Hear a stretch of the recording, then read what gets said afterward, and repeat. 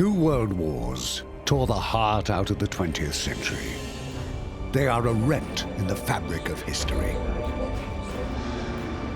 And at the center of the bungled journey from war to war is a story of global want, despair and hopelessness, of the Great Depression, its awful consequences and its heroes.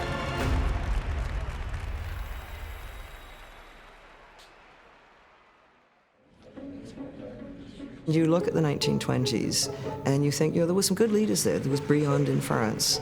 There was Stresemann in Germany. There was a potential for Europe to really get back to a normality.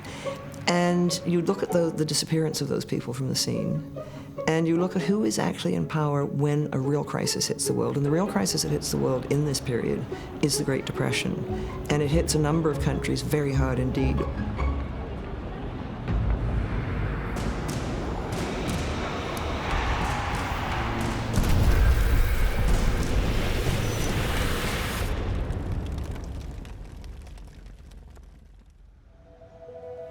In the United States, the Depression bottomed out in 1932. Production had fallen by 25%, investment 50%, prices 10%. Only unemployment had risen to more than 20%. In 1929, American corporations booked $10 billion in profits. In 1932, it was $3 billion in losses. Our entire banking system, declared former Treasury Secretary McAdoo, does credit to a collection of imbeciles. There are 40 million people in the developed states unemployed, millions more on half-time. World trade is halved in that period. You can't imagine that happening today. And the consequences were profound, massive poverty everywhere, a strong sense of social dislocation, also a strong sense that capitalism didn't work, and growing fears that perhaps communism would come out of the wings and suddenly begin to threaten the Western world, and so on and so on. It was not a depression exclusively for industry. It was the Great Depression. And it was for everyone. 150,000 American homeowners lost their properties in 1930. 200,000 in 31, and 250,000 in 32. In 1929, global business had been worth about $32 billion to the American economy. By 1932, that had shrunk to barely a third, and it seemed that there was nothing much that anyone could properly trust. As low, as menacing a point as any came at the end of July.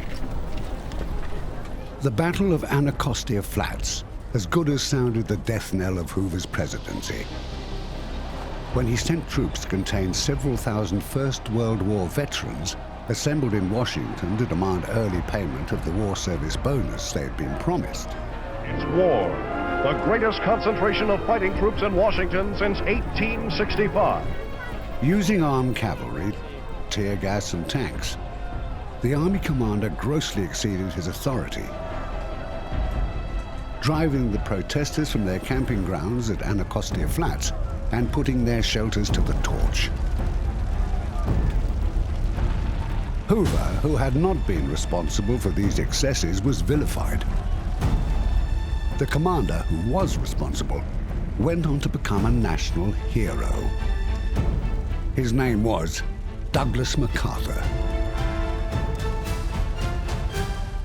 There's a very famous film called I Am a Fugitive from a Chain Gang, where the hero, who has tried to play straight, follow the American dream, has lost out at every chance.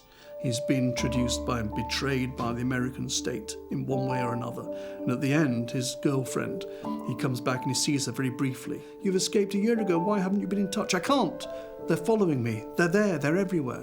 And she said, well, will you stay? No, I can't. I've got to go. But Joe, how do you live? How do you eat? And he says, I steal. I steal. And that line, whispered like, I steal. It makes the hairs of the back of your neck stand up. This is Hollywood. As the votes in the 1932 presidential election were tallied, rural America was in a desperate state. Cattle are dying off by the thousands from starvation and from thirst. A veritable plague has visited the once prosperous farms of the section. We'll have a revolution in the countryside in less than 12 months, warned Ed O'Neill of the Conservative Farm Bureau Federation. The Democratic nominee, the governor of New York, had as his signature tune for the 1932 presidential campaign, "Happy Days Are Here Again."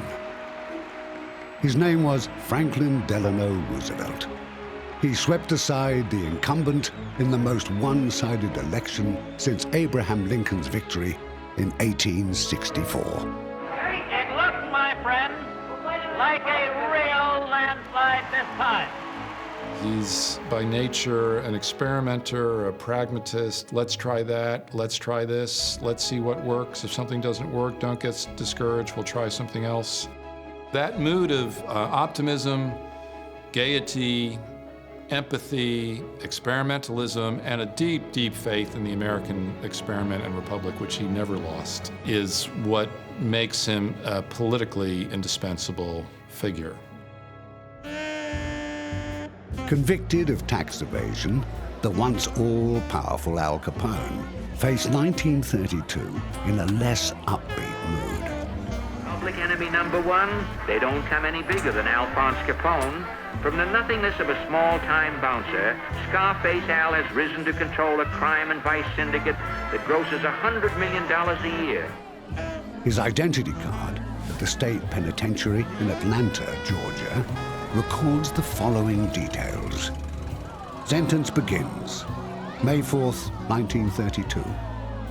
Date of birth, January 17th, 1899. Occupation, gambler. And there is a careful description of the 3 scars on his face. Scarface.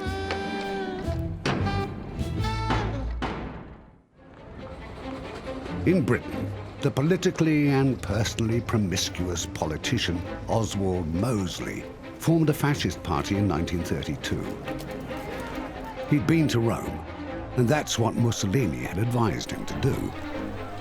So he did it in imitation of Mussolini, black shirts, for which followers paid 5 shillings each. Stiff arm salute, the lot. Unabridged echo down the ages, saying onward. It was quid pro quo for the substantial amounts that Italy was sending to fund his movement. We will meet him again. The world capital of adoring fans was in Soviet Russia, where the orchestrated elevation of Stalin beyond the horizon of mere humanity cranked into overdrive in 1932, when Pravda, the official party newspaper, told its readers of an astonishing discovery. All of the articles it had published under Lenin's name had, it recently learned, been ghostwritten by Comrade Stalin. You had to lie, you had to repeat the party slogans and so on, otherwise Stalin would kill you.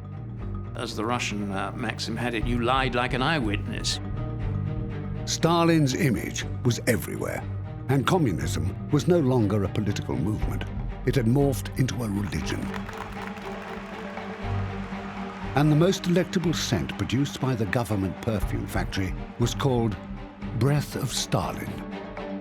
Propaganda was the air people breathed during the 1930s, and you could see it in particular in Russia. Alexander Woolcott, writing from Moscow in 1932, noted, "I have been here long enough to learn what the major industry of Soviet Russia is. It is printing pictures of Stalin." Stalin, was quite open about it. He said to Nadezhda Krupskaya that if she didn't behave, he would make someone else Lenin's widow, which was rather nice, sort of creating his own piece of history. The official view found little to applaud. A British embassy report of 21st June 1932 described a record of overstaffing, overplanning, and complete incompetence at the center, of human misery, starvation, death, and disease among the peasantry. Men, women, and children, it continued, are left to die in order that the 5-year plan shall at least succeed on paper. It would have undermined the propaganda of the Soviet Union to admit that after 15 years of socialism, of Bolshevik rule in the Soviet Union, that they're not able to feed their own population. The minutes of Politburo Meeting 93 of December 6, 1932, concludes, "The Council of People's Commissars and the Central Committee call upon all collective and private farmers who are honest and dedicated to Soviet rule to organize all their efforts for a merciless struggle against kulaks in order to defeat in their villages the kulak sabotage of grain collection obligations to Soviet authorities." You could easily become being labelled a kulak by just having 2 cows instead of the average 1. And that hardly makes you a major capitalist, right? You might be branded a kulak because you hired other workers. Okay, you're engaging in capitalist mechanisms of paying other people to work on your farm. But that actually discriminates against some of the most vulnerable people in society. It discriminates against the elderly or the disabled. In Italy, in The Doctrine of Fascism of 1932, Benito Mussolini wrote, "If the 19th century was the century of the individual, it may be expected that this one may be the century of collectivism, and therefore the century of the state." In Ireland, where the Eucharistic Conference was attended by more than 1/3 of the population, it would be the long fought for time of self-government. And in 1932, Eamon de Valera came to power. Eamon de Valera was an austere and schoolmasterly figure, but he was a brilliant politician. And in many ways, he becomes the dominant figure in Irish politics when he is elected Premier in 1932. And in so many regards, the Ireland that you see for the next 30 years is the Ireland that has been created by Eamon de Valera. De Valera would introduce a constitution which, among other things, was a major setback for women, embracing as it did all the rigidity of his Catholicism. 97% of Irish people attended religious services once a week, so it was one of the highest figures in the world. In Japan, ultra-nationalists, planning to kill 20 moderates, succeeded in murdering 2, Dan Takuma and Inui Jannosuke. As in Nazi Germany, murder was a powerful political tool. The attempted coups that take place, the incidences of violence that take place during the early 1930s are clearly scary. People do worry. Leading politicians had very good reason to worry that they might be the one who was attacked next. And fear is a powerful thing, I think.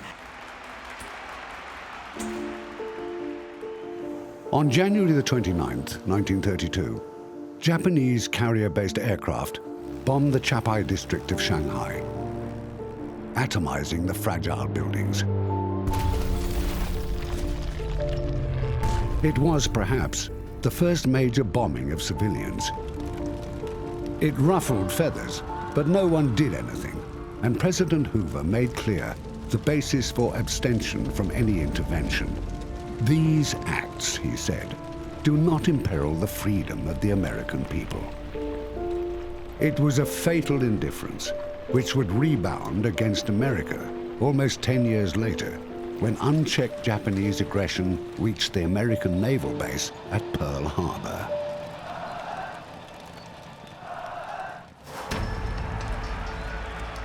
The Nazi election slogan of 1932 was simple to the point of banality. Sad, depressed, dejected faces look at us in a drawing. It is an election poster, but it does not name any political party. It says unsere letzte Hoffnung, our last hope. Then, in very large letters, one name, Hitler. Hitler could not conceivably have risen to power had it not been for the fact that millions of Germans were out of work. They were dissatisfied, and Hitler notoriously said, there are no economic problems and there are no economic solutions. There are only political solutions.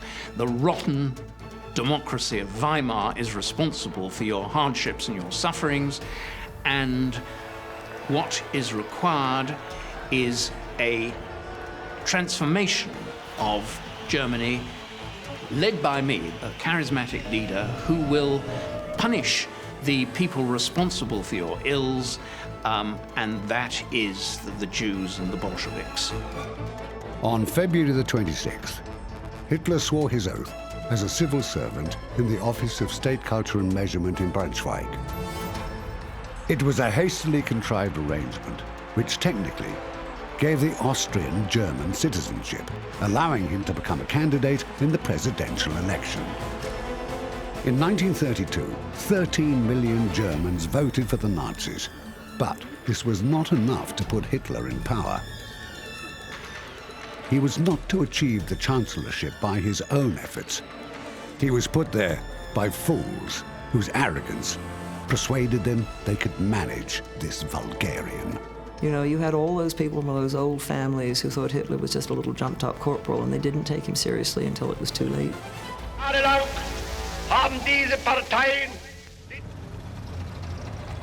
We engaged him for our own ends, said the deplorable Franz Josef Hermann Michael Maria von Papen zu Königen. Born into nobility and wealth, von Papen's appointment as Chancellor was, according to France's ambassador to Berlin, met with incredulity. André-François Poncet said that Papen was taken seriously by neither his friends nor his enemies.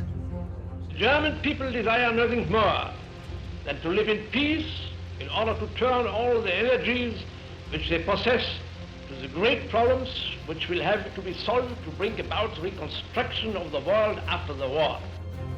Papen called fresh elections following Hitler's resounding defeat by Hindenburg in the presidential election. At the general election, support for the Nazis continued to fall. The movement's appeal had clearly peaked, and we won't get to an absolute majority this way, Goebbels confided to his diary. Prussia went to the polls after the presidential election, and the Nazis increased their presence in the Landtag. Campaigning with energy and an aeroplane, Hitler lifted his party's representation from 6 seats won in 1928 to 162 seats. Other states, Bavaria, Wittenberg, Anhalt, followed the trend. It's a fantastic victory, said Goebbels. Their success revealed the Nazis to be, in Richard J. Evans' phrase, a rainbow coalition of the discontented. By 1932, the SA, the Sturmabteilung, the brown shirts, outnumbered the small army allowed under the peace settlement by 4 to 1. So too did the Reichsbanner, paramilitary wing of the Social Democrats, and the 300,000-strong Stahlhelm, a paramilitary veterans organization. There were 400,000 stormtroopers in uniform. It's hard to imagine, now or then, such a private army being tolerated, much less applauded, in any more mature democracy. Its influence on the democratic vote as people entered polling booths past scowling thugs is hard to assess.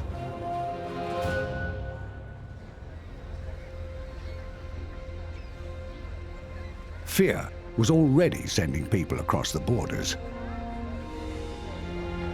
Between 1901 and 1932, Germany had 25 Nobel laureates in physics and chemistry. compared to the USA's 5. The majority would flee National Socialism. 8 such refugee scientists worked on the Manhattan Project, building the atom bomb. The peace conference that opened in Geneva in February 1932 had been 6 years in the making, and there was an almost universal optimism that it would secure the peace that had been a general aspiration and was seeming increasingly fragile. Almost universal. Representatives from 64 different countries are arriving at the Conference Hall, Geneva, for the meeting which it is hoped will result in a world reduction of armaments. They were buoyed by petitions from every continent comprising millions of signatures. For 18 months, they would debate. Then Hitler would pull his delegation out, which euthanized the whole affair. To what climax are the millions of loyal followers being led by their forceful leader, Adolf Hitler? Withdrawing from the Disarmament Conference, resigning from the League of Nations, Hitler has frayed the world's nerves afresh. There's so many what ifs, could it have been stopped? Because of course, the thing is, when you begin to get the breakdown of the international order, if one person gets away with something or one country gets away with something, that encourages others. Aldous Huxley's chilling future vision was published in 1932. He called it Brave New World.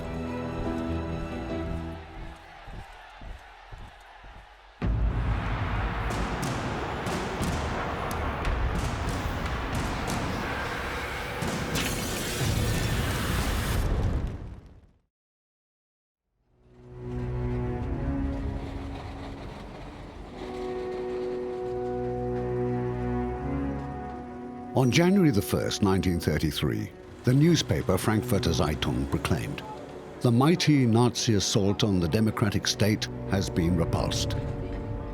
And the Vossische Zeitung declared, "The Republic has been rescued." In just 30 days, Adolf Hitler would be installed as Chancellor. And it's no accident, I think, that when the Weimar Republic ended in 1933, it ended through a small conspiracy by those conservative elites who thought that here was their chance. They could get Hitler into power, they could manipulate him, and they would restore somehow what they'd lost in 1919.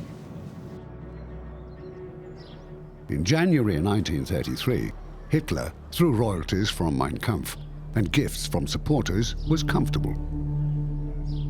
Indeed, already a millionaire. His home was a large apartment in a fashionable part of Munich. His transport was a chauffeur-driven Mercedes limousine. He never learned to drive. And party headquarters was, literally, palatial. Its staff had grown from 56 in 1930 to 275. He was rarely out of bed before noon, and frequently holidayed in the chalet he'd bought in the Bavarian Alps. So life for him, unlike that of most of his fellow Germans, was not bad. And then, at 11:30 on the morning of Monday, January the 30th, 1933, it got better. President Paul von Hindenburg administered the oath of office, installing him as Chancellor. The people around President Hindenburg felt they could use Hitler and use the Nazis and use their support, that they'd use them to establish a conservative authoritarian government, and then they'd just get rid of them. Of course, the fatal mistake they made was not to understand that Hitler was thinking exactly the same thing, and he was going to get rid of them. And so I think human error has a lot to do with people such as Hitler. Hitler swore to uphold what he had long since vowed to destroy: the laws and constitution of the Republic. The weekly newsreel, shown in cinemas throughout Germany, comprised 6 stories in the first week of February. They included a ski jump, horse racing, and a horse show. The swearing in of Adolf Hitler was the 6th and final item on the program.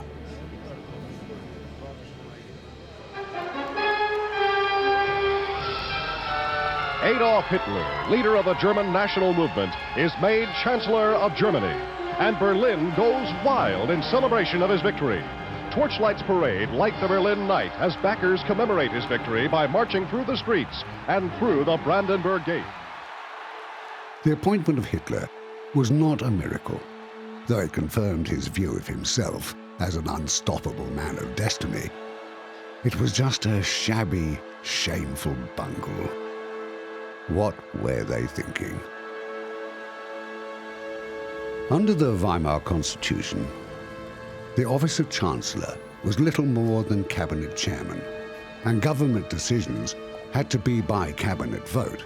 So cleverly as they thought, President Hindenburg and his advisors made Hitler agree to limit the Nazis in cabinet to 3, and accepting von Papen as his vice-chancellor. This meant that Papen would always have an 8-3 majority in cabinet, and within 2 months, Papen said, "We will have pushed Hitler so far into a corner that he will squeak." Hitler assumed power without ever acting unconstitutionally. The Nazis ascended on the rubble of a disintegrating political system. I think what really brought Hitler to power in terms of success with the electorate and later the people who used to be the electorate, the mass of Germans who became sort of, hostages to a dictatorial system, was actually the support of important media organizations like Alfred Hugenberg's media empire. It's really Hugenberg's support for Hitler's party and his agenda, I believe, that made a decisive difference to the success of his campaign between 32 and 33 and the rise of what we now know as his charisma, which I think in 32 still wasn't at all unequivocal. I mean, he looked really quite ridiculous to many people. Many people didn't take him very seriously. That man Hitler certainly knows how to sway a crowd. He has the orator's magic touch. You would think that the end of the world is coming, proclaiming the dawn of a new nation, but calling on all not to let Germany forget what she had suffered at the hands of her enemies. Within 2 days of his appointment as Chancellor, on January the 30th, Hitler called an election in which the Nazis so improved their position in the Reichstag that when the new parliament assembled, Hitler had no difficulty pushing an enabling act into law, permitting the Chancellor to bypass the Reichstag and rule by decree. What had drifted close to being an authoritarian dictatorship under Hindenburg became a totalitarian one under Hitler. The constitutional crisis had led to the death of a republic too shallow-rooted to survive the collapse of coalitions. The direct appointment of non-parliamentary chancellors, or the Hindenburg-facilitated lurch to the right. Weimar is often held up as being an exemplar for political weakness, for democratic failure.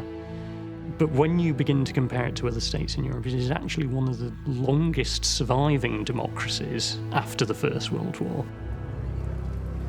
Early in the transition to Third Reich, just after midnight on the evening of the 27th of February, 1933, passers-by heard the sound of breaking glass coming from the Reichstag, and shortly afterwards saw flames lighting the interior of the building. Arriving on the scene, Hitler, Goering and Goebbels declared the arson attack to be a communist plot using fire and terror, wrote Goebbels in his diary, to sow confusion in order, in the general panic to grasp power for themselves.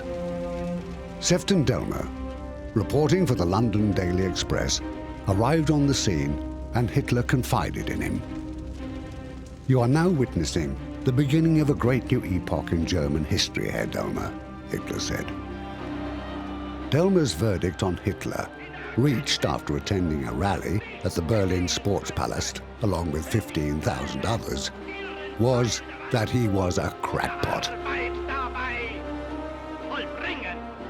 The morning after the fire, the cabinet, which still had a non-Nazi majority, met to draw up an emergency decree that abrogated civil liberties across Germany. It abolished freedom of speech, of assembly, of the press. By the summer, all opposition had been crushed. More than 100,000 communists, social democrats, and other opponents of the Nazis had been sent to concentration camps. Most to a new camp outside a town named Dachau. The Nazis were the only legal party, and Hitler had still not in any way acted unconstitutionally. Indeed, his actions received 95% support in a plebiscite. Germany withdrew from the League of Nations and the Disarmament Conference in October. And Sir Horace Rumbold remarked from his post as His Majesty's ambassador to Berlin that many in the diplomatic corps have a feeling that we are living in a country where fanatics, hooligans, and eccentrics have got the upper hand. Fear had now become the engine driving German public life. Fear had forced 500 leading municipal civil servants and 70 town mayors out of office. Such was the real and palpable fear of something suddenly unyielding, seemingly uncaring, that the 56% of Germans whose votes had not gone to the Nazis acquiesced. There was some resistance, some bravery, but not much. People made the gestures and mouthed the slogans demanded of them, some with enthusiasm. People were afraid of each other, of their neighbors, of thugs in uniform. Goebbels' Reich Ministry for Popular Culture and Propaganda was formally launched on March 13th. The American movie trade press coined a term for the material the Goebbels machine fed them. They called it Nazi-ganda. So Hitler was photographed from the front, from the back, from the right, from the left, from every angle. Hitler, Hitler, Hitler. The musical comedy, My Weakness, was refused German release on the grounds that the lace panties of the girls would contaminate the morals of New Germany. King Kong, one of the sensational movies of the year, was damned as repugnant to German race instincts. And on May the 10th, at universities throughout Germany, cartloads of books were tipped onto bonfires to the chant, "For the education of the nation in the spirit of military preparedness." Goebbels invited Fritz Lang, the outstanding German filmmaker of the day, to become chief of the German film industry. "You understand," Lang said, "that my grandmother was Jewish." "I decide who's Jewish," Goebbels said. Lang left Germany soon after. Britain was beginning to see signs of a patchy recovery. But still, John Maynard Keynes, one of the world's leading economic theorists, could do no better than declare that the economy was in a frightful muddle. Among British intellectuals of the 1920s and 1930s, there was a strong sense of morbidity, a strong sense that an old age was disappearing and that new threats were emerging, which might be entirely destructive of the British way of life. Wherever we went, wrote J.B. Priestley of his journey through the northeast of England in 1933, there were men hanging about, not scores of them, but hundreds and thousands of them. Shipbuilding had been a strength in the region. In 1933, the industry was at 7% of its 1914 level. Before 1914, civilization, the capital C, really meant that the British could march around part of their empire while maintaining a class structure which kept a very large part of the population completely impoverished. As early as March the 29th, 1933, the date of its first issue, Claude Coburn's notorious news sheet, The Week, was describing Prime Minister Ramsay MacDonald's visit to Rome as a new phase of the pre-war situation in Europe. We have had most interesting conversations, and I hope that the result will be a very big improvement in the peace conditions of Europe. Post-war had become pre-war, and Munich was still 5 years away. It was a time when America felt itself to be launching just a little boldly into the unknown with a new president. Between FDR's election and inauguration, another wave of bank failures rolled across America. It was the failure of Detroit's Guardian Trust Company, controlled by Henry Ford's son Edsel, that turned the wave into a national flood. On February the 14th, 1933, the governor of Michigan proclaimed an 8-day bank holiday. Residents awoke on St. Valentine's Day to find that for a full week, they would have to get by with only the cash in their pockets, or biscuit tins, or piggy banks. Again, the psychological response was irrational but real, as governor after governor followed Michigan's lead.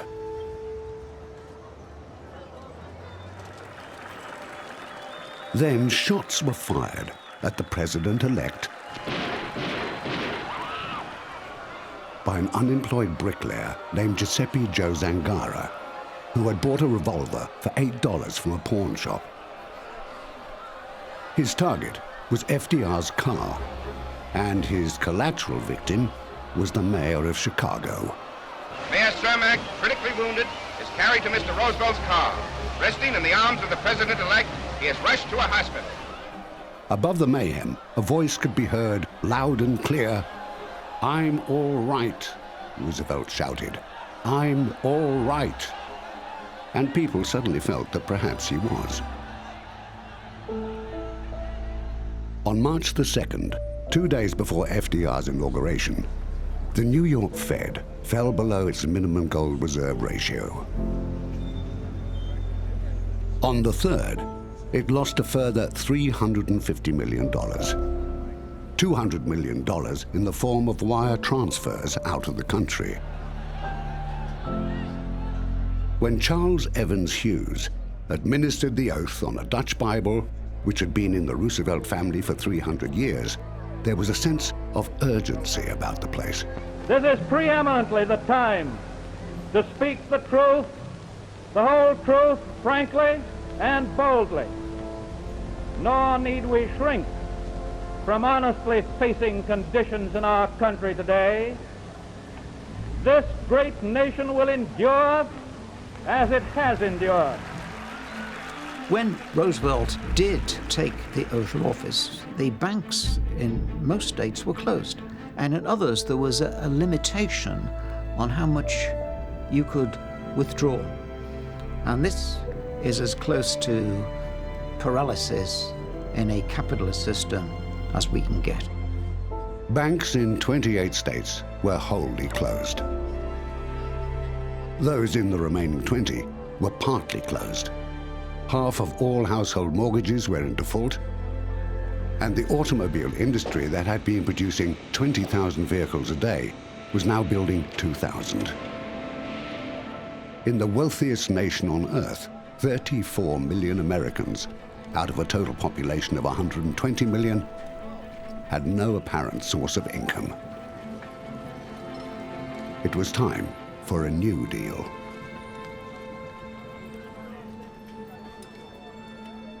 FDR's first action as president was to close the banks until March the 9th. Surprisingly, Americans coped. He's not necessarily a systematic thinker when it comes to domestic policy, but he's a political realist, and he knows first and foremost that any president in 1933 has got to try and get America back on its feet again. IOUs were issued, accepted, and honored. Barter flourished. A store exchanged a dress for 3 barrels of Saginaw Bay herrings. The box office for a boxing tournament admitted fans on presentation of anything assessed as being worth 50 cents. On Sunday, March the 12th, Roosevelt began the first of his radio fireside chats with, "My friends, I want to talk for a few minutes with the people of the United States about banking." 60 million people were listening, including the humorist Will Rogers, who said the president had taken the subject of banking and made everyone understand it, even the bankers. The chat lasted less than 15 minutes. The audience for his broadcasts are phenomenal. More than 70% of Americans are tuning into these broadcasts. These are things that are permeating every home, or almost every home in America. No one knew what would happen when the banks reopened. Would the panic resume? Long lines formed outside banks all over the country. It was the day after the president's speech, and these Americans were queuing to put their money back where the president had promised them it would be safe. So although we're used to thinking of the fireside chats as these major moments of presidential leadership, there are surprisingly few, some years as few as 2 a year. So he would ration them, and again, that was a more effective way. He wasn't overexposing himself. He was turning these things into big events so that people would actually the president must have something important to say.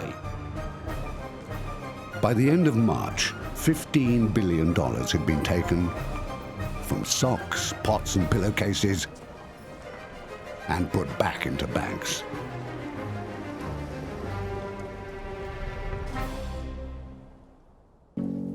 By 1933, US unemployment hit 12 million, a quarter of the workforce. Half of those involved in chemicals, steel, and machine industries. The city's free employment agency was scheduled to open at 9 o'clock, and by 3, several thousand job seekers were already in line. All day they came in a never-ending stream. The scene was remarkably free of trouble, although occasionally someone tried to sneak up ahead of his turn. Even so, on March the 15th, the stock exchange ticker tape signed off with the words, "Happy days are here again." Part of the problem facing Roosevelt was that there was no clear agreement in 1933 as to what had actually caused the Depression. No clear agreement on why it had become so bad.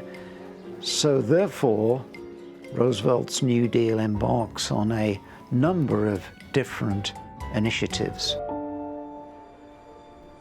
Among our objectives, I place the security of the men, women, and children of the nation first.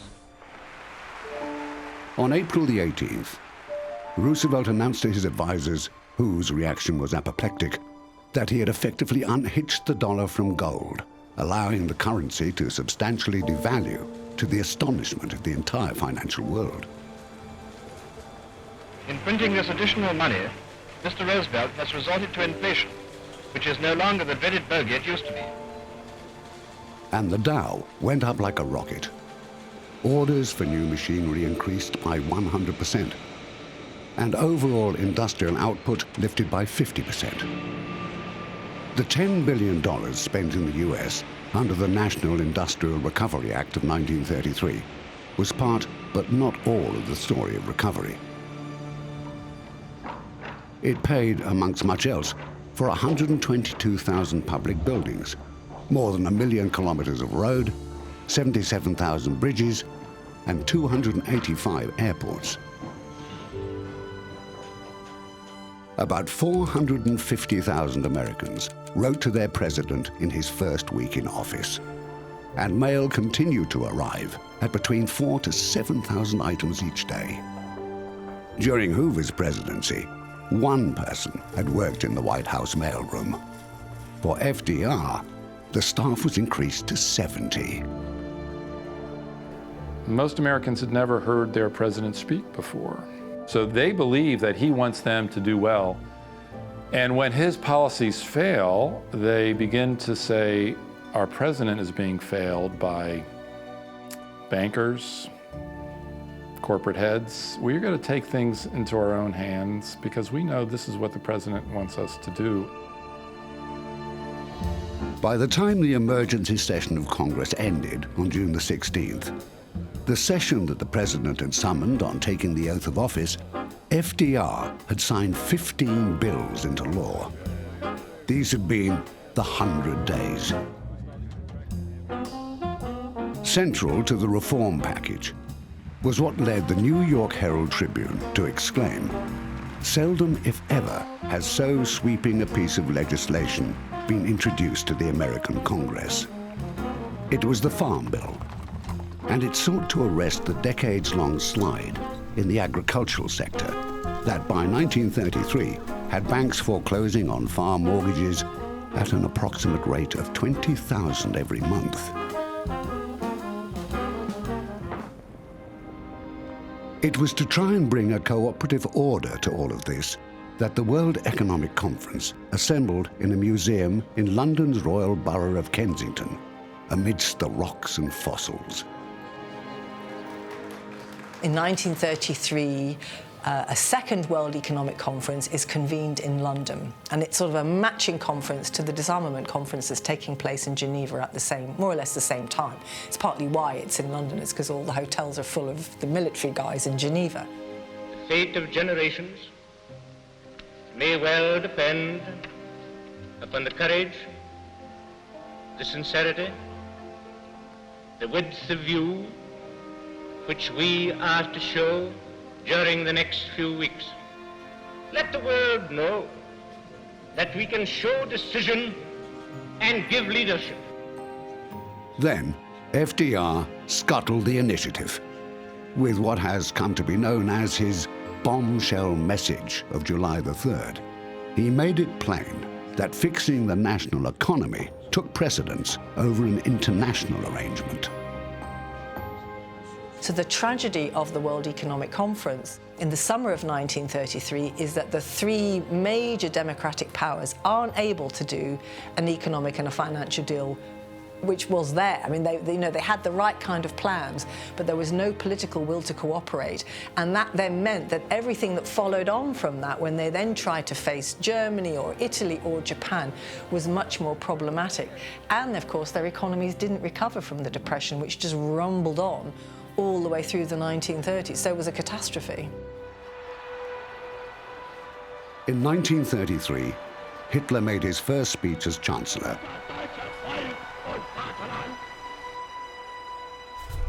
And Fred Astaire, real name Frederick Austerlitz, teamed up for the first time with Ginger Rogers. Real history is always the story of lots of things going on at the same time. In 1933, General Mola, who would direct the failed coup that became the Spanish Civil War, wrote that Hitler is convinced that his people cannot rise again as long as the Jews remain embedded in the nation. That is why, Mola wrote, he persecutes them without quarter. In 1933, the Brown Book of Hitler Terror appeared in 27 languages, calmly and with verification, cataloguing the excesses of the Nazi regime, so people knew. In 1933, a German Catholic newspaper described Hitler's appointment as Chancellor as a leap into the dark. It turned out rather to be a leap into the darkness.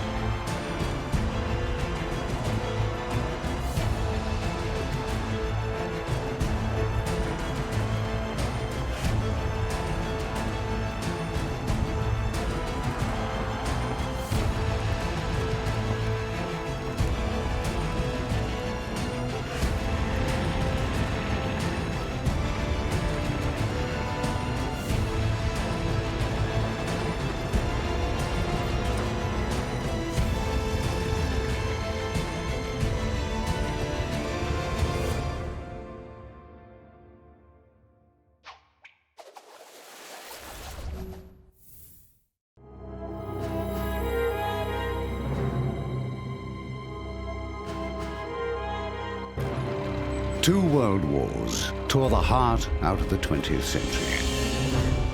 They are a rent in the fabric of history. The First War set the stage for the Second in many ways, through ill-considered borders, economic burdens, national resentment, a prescription for reckless dictators, and an impossible peace.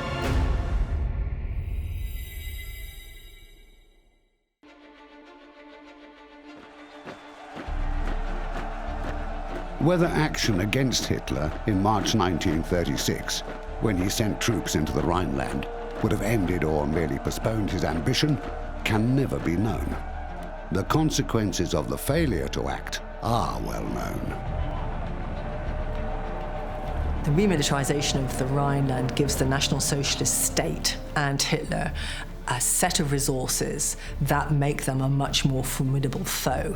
You know, the Rhine and the territory alongside it is really key. With his usual and peculiar concern for legitimacy, Hitler put his action in the Rhineland to a plebiscite. 99% approved. In explaining to the Parliament why the British did nothing, Anthony Eden, the Foreign Secretary, said, "It is the appeasement of Europe as a whole that we have constantly before us." And there, he had let loose a word that would be mocked, misunderstood, and vilified for generations to come.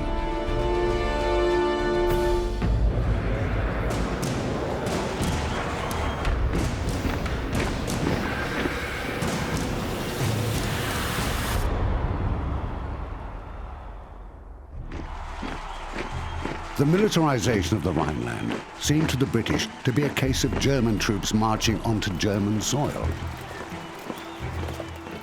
Lord Lothian comfortingly remarked that the Germans were only going into their own back garden. But he was not looking at the map, and so failed to realize what a blow this was for France, whose eastern frontier was suddenly exposed. The incident which really crystallized, I think, people's view was the reoccupation of the Rhineland. And it was perfectly clear that the British were not going to respond, and nor were the French, to this flagrant breach of Versailles and of the Treaty of Locarno. France was hamstrung in what actions she could take to meet the new threat. Between May 35 and June 36, as much as 13 million francs was exported from France. Speculators thus denied the French government the legitimacy of true political independence. Monsieur Serra's government resigns, and the first 100% socialist premier takes office in France amid a fever of strikes. When Léon Blum announced his Popular Front government on June the 5th, a deputy from the Ardèche could only marvel. Who would have believed, Xavier Valla asked, that this old Gallo-Roman country would be governed by a Jew? The newspaper, Action Française, habitually referred to Léon Blum as the circumcised Narbonnais. He represented a constituency in Narbonne.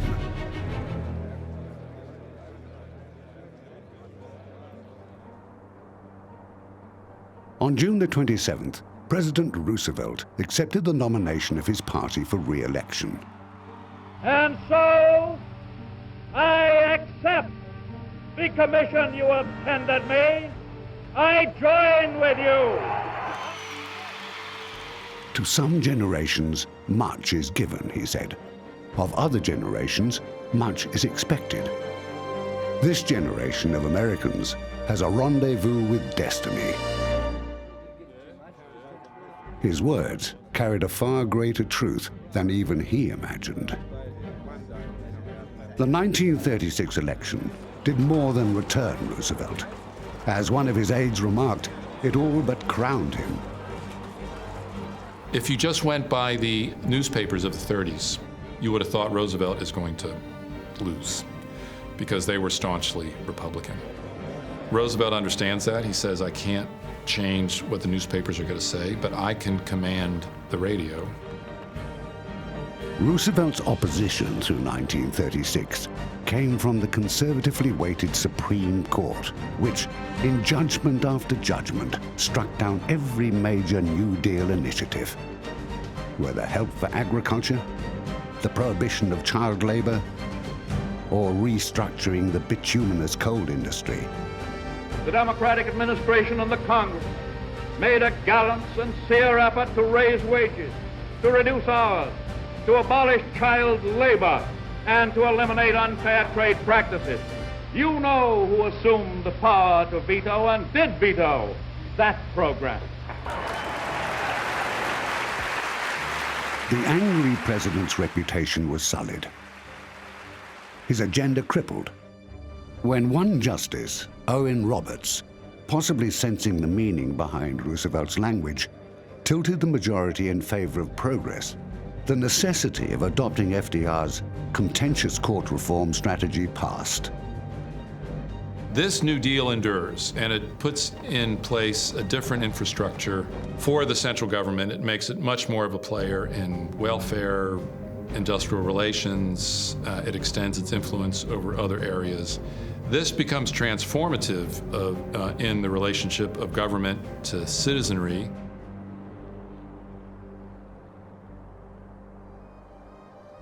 There were no such checks and balances on Stalin's assault on his people.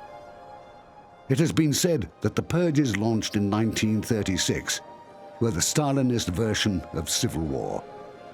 Because patronage played such an important part of getting anything done in the Soviet system, the reason why this process becomes so murderous is because once you start pulling out one leader, you then have to pull out what the contemporaries would have called their tail, the patrons, their clients, the people they'd put in various positions. In 1936, Bukharin, the darling of the party, according to Lenin, but now about to face one of Stalin's executioners, said that Stalin was unhappy at not being able to convince everyone, himself included, that he is greater than everyone. I think Stalin enjoyed the trappings of power. I mean, he always said, I'm very modest, I don't want a fuss made of me, but he let it happen. He let the airplanes fly with banners over Red Square in Moscow at the time of his birthday. He let his picture be everywhere. And he kept on saying rather modestly, well, it's only because the people need to identify with someone. I don't really like it. Well, I think people get to enjoy power.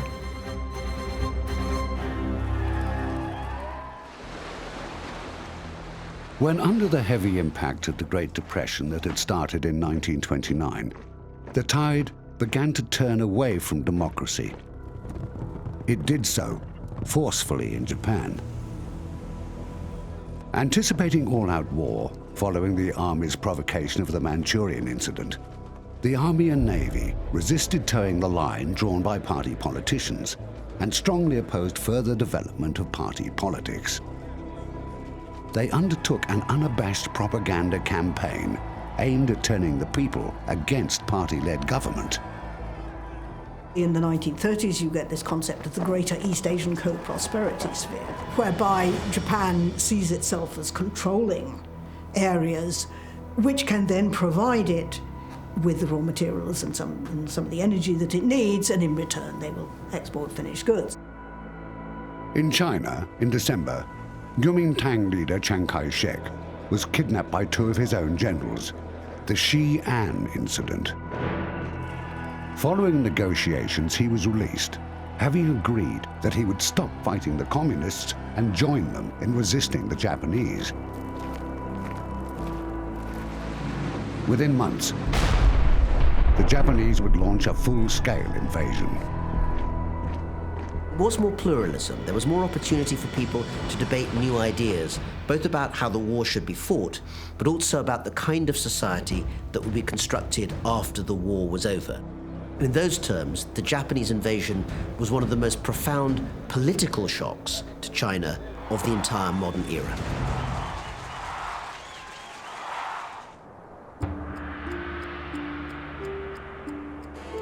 In 1936, John Maynard Keynes published The General Theory of Employment, Interest and Money, which buried the sacred cow of the balanced budget. In 1936, according to George Orwell, history stopped. H.G. Wells wrote Things to Come in 1936. The heroine in Graham Greene's A Gun for Sale declared, men were fighting beasts, they needed war. And Orwell, in Keep the Aspidestra Flying, wrote, our civilization is dying, but it isn't going to die in its bed.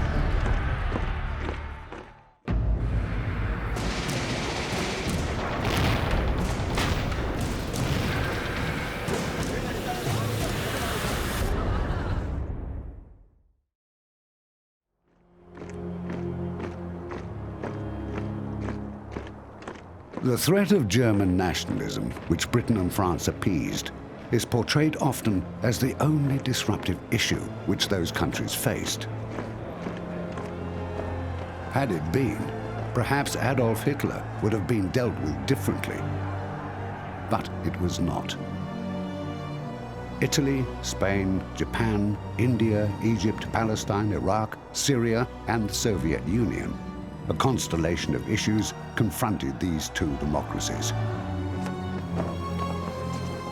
One, which they sought to tackle through a conference in Brussels, was Japan's invasion of China.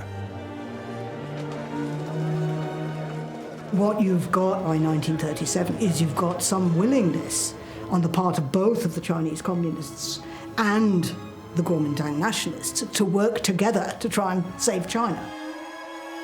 Now that's a threat to Japan. A weak China is much less of a threat to Japan than a potentially strong China.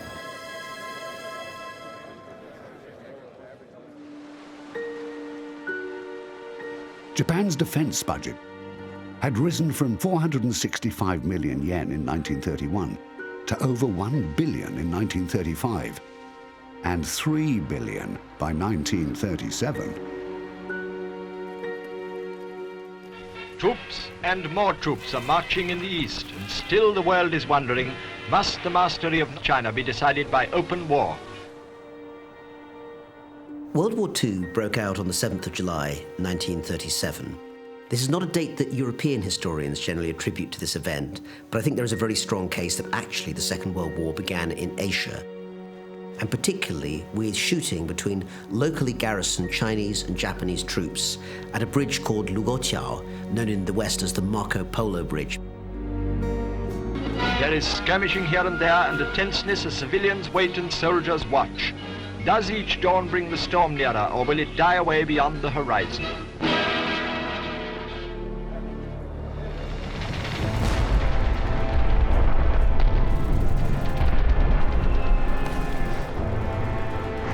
The statement that now we, Chinese people, as a nation, we need to unite together.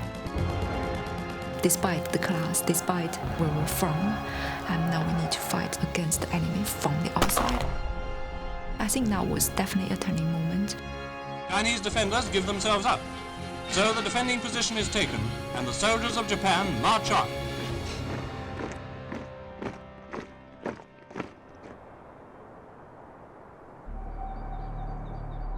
On November the 15th, 1937, the Nine-Power Conference adjourned.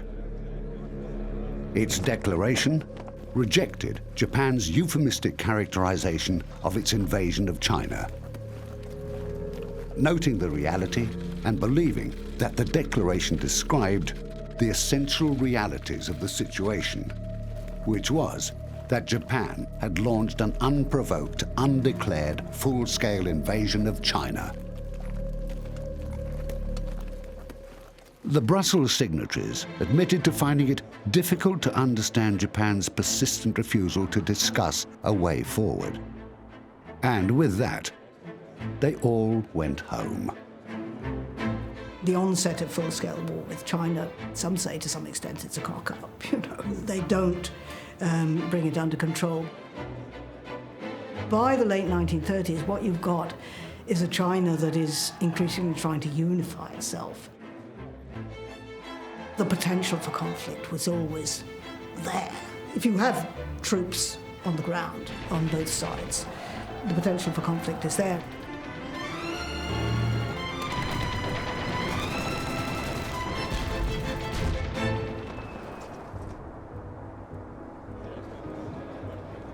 It seems incredible, viewed through our end of the telescope, that the British Foreign Office in March 1937 was suggesting that a general settlement with Hitler was still a possibility. Perhaps in exchange for the restoration of former German colonies, Cameroon and Togoland. But British optimism arose from a keen awareness of deficiencies. The annual output per blast furnace in the British steel industry had increased from 30,000 tons in 1913 to 83,000 tons in 1937. It was not enough. By then, the figure for Germany was 125,000 tons. For the USA, 210,000. In May, Neville Chamberlain entered Downing Street as Prime Minister. He was 68, and he faced a threatening world, peopled by such characters as he had never known. Parodied as an umbrella-twirling fool, he was able to pursue his policy of appeasement, not because he was a weak Prime Minister, but because he was a strong one who controlled his cabinet with autocratic firmness. You know, he was not the naive, wide-eyed idiot that some people portray him as. He didn't trust Hitler. He was trying to get the best deal. Some in the Parliament are thought to have had a better grip on the pulse of the times, but that too is doubtful. The Tories are concerned about the state of Britain's defences and show their sympathy with the views of Mr. Winston Churchill, one of the chief advocates of increasing the armed forces of the Crown. It would be dangerous folly for the British people to underrate the amazing qualities of courage, comprehension, self-control and perseverance which he exemplifies, Churchill wrote on October the 10th. He was not, of course, describing Chamberlain or Hitler. He was talking about Mussolini. Churchill's been portrayed as a sort of wine-bibbing Liberal Democrat. In fact, he was a whiskey-sloshing Tory thug, and that's just what we needed where Hitler was concerned. He was prepared to stand up to it, and he was unintimidated by the menace. It was a very challenging time for would-be judges of character. Lord Halifax had met Hitler, and his impression of the man, he wrote, was that he was very sincere. Stalin's Russia, on the other hand, Lord Halifax considered to be the Antichrist. A man with a less church-bound Manichaean view might have reached out and done some good in pre-war diplomacy. He might, as British Foreign Secretary, have tested Foreign Minister Litvinov's suggestion of a British-French-Soviet accord in defense of Czechoslovakia. He might have, but he did not. And in March, the air raid sirens were tested for the first time in London. And the city's gas mask depot was opened. People saw what was happening in Manchuria, in Abyssinia, in Spain. So they knew what aerial bombardment meant. They knew that this would be a war not of combatants, but a war on the non-combatants. This would be a war against civilians.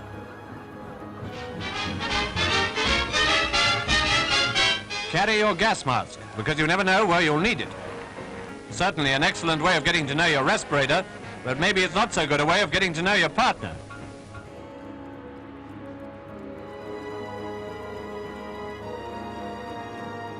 It was a time for governments to prepare their people. In 1937, the Japanese Ministry of Education issued a text titled Cardinal Principles of the National Polity. This was an official statement for use in schools. It defined the Japanese state as aggressively nationalist, imperialist, authoritarian, non-individualistic. The 30s was a decade of reaction in Japan. Reaction to individualism, socialism, jazz. Reaction that reinforced the pillars of emperor, nation, tradition. The future, the loudest voices argued, was polluting the national essence, kokotai. What was needed was the establishment of a new order, Jinchitsujo. Of course, the last thing the voices wanted was for the new order to have anything new about it. In July, the Japanese parliament approved a 2.5 billion yen rise in military spending and mobilization laws that gave the now totalitarian state control over the economy.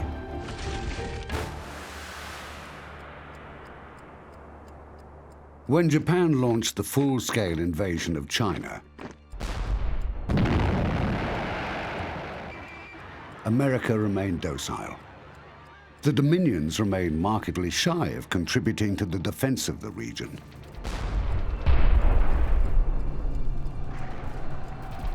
And the British service chiefs told the Prime Minister they could fight Germany in Europe or Mussolini in the Mediterranean or Japan in the Far East. What they could not do was fight all three. What was Neville Chamberlain to do? What he did has become known as appeasement.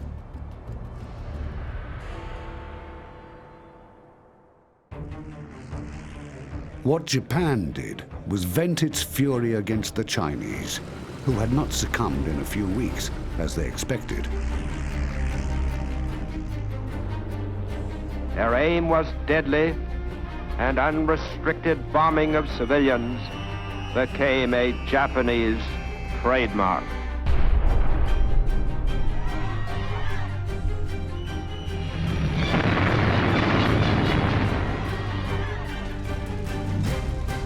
When we think about the experience that we associate with the war in the West, even something as iconic as the Blitz in London, we should remember that those experiences were not just shared in China, but often the Chinese were there first. The atrocities inflamed the world. A Gallup poll after the Nanking atrocity found that 59% of Americans supported China and 1% Japan. Irving Hoffman, filing from New York for The Hollywood Reporter in 1937, described the reaction to first reports of the Japanese capture of Nanking.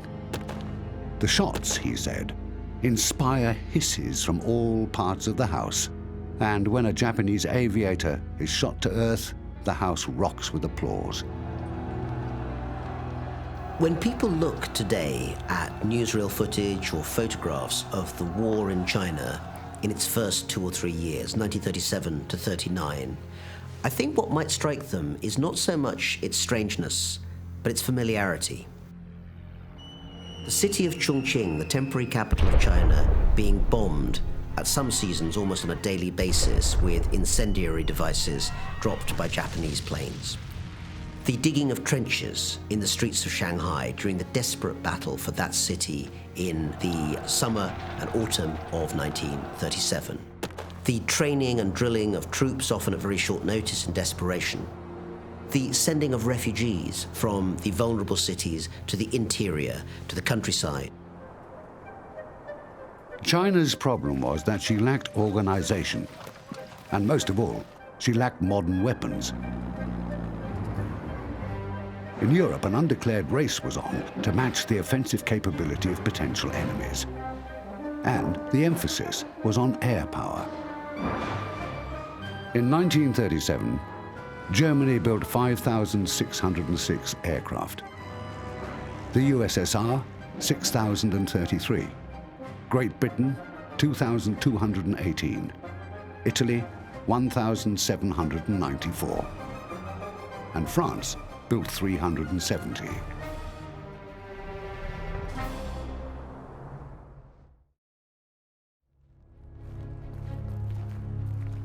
France had poured a huge sum and all of her hopes into the defensive barrier called the Maginot Line. The Maginot Line, believed by the French to be impregnable. They fondly think that this mighty barrier of underground fortifications makes them safe against German attack. Many notables, like Premier Daladier, visit the fortifications. France, deluded, is Maginot-minded.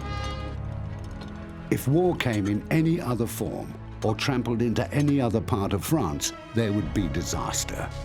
And there was.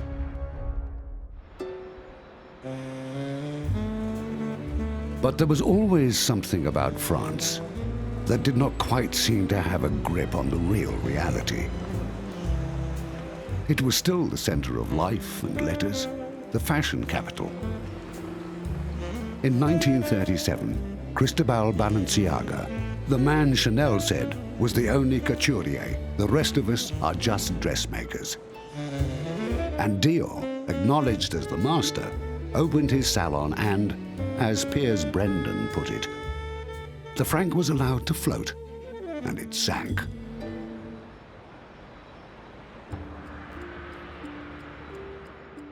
Molotov said of the Great Terror, "We were driven in 1937 by the consideration that in the time of war, we would not have a fifth column, and the terror switched to maximum pitch." Along with thousands of so-called kulaks, the landed but still impoverished class of peasantry, 42,000 ethnic Germans, 56,000 Poles, even 6,000 citizens of Outer Mongolia had been shot.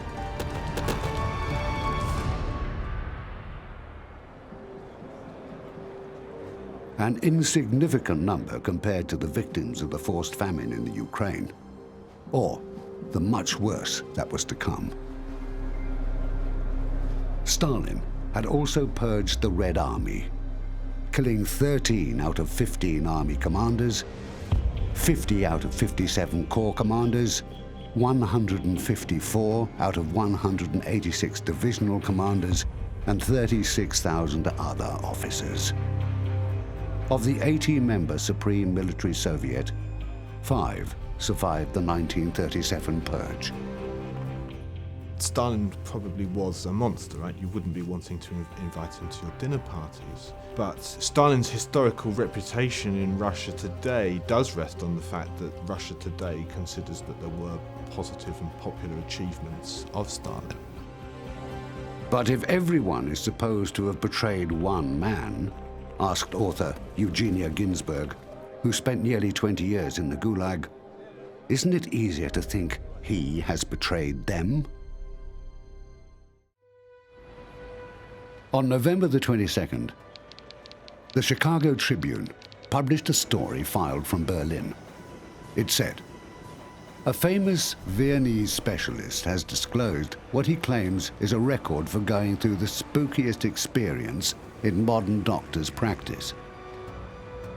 He was called to Moscow to treat dictator Joseph Stalin, but he declares that when he got there, he was confronted by 6 silent and almost identical men, all wearing the same kind of moustache as that worn by Stalin. The specialist treated all 6 of them for 10 days, 3 times in succession. He returned from his 3rd trip last month and still does not know which of his patients was Stalin." This was the absolute ruler of the USSR.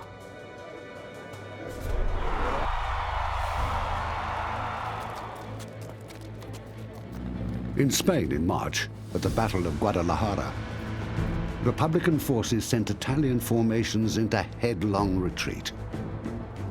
When the Italians were smashed, everything unflattering that had ever been said about Italian soldiers was said again. Foreign correspondent H.R. Knickerbocker claimed that they fled lock, stock, and barrel organ. Mussolini could hardly boast, though it would have been true, that amongst the victors of Guadalajara was the Italian anti-fascist Garibaldi Brigade.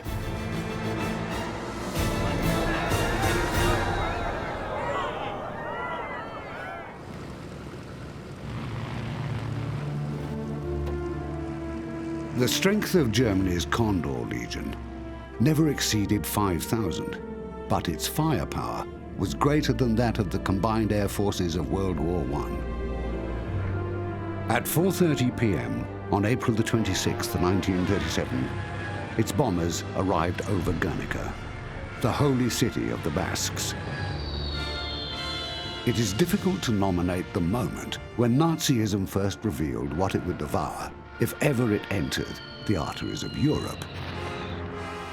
But perhaps it was this action of which Hermann Goering said Germany could not do otherwise, as we had nowhere else to try out our machines.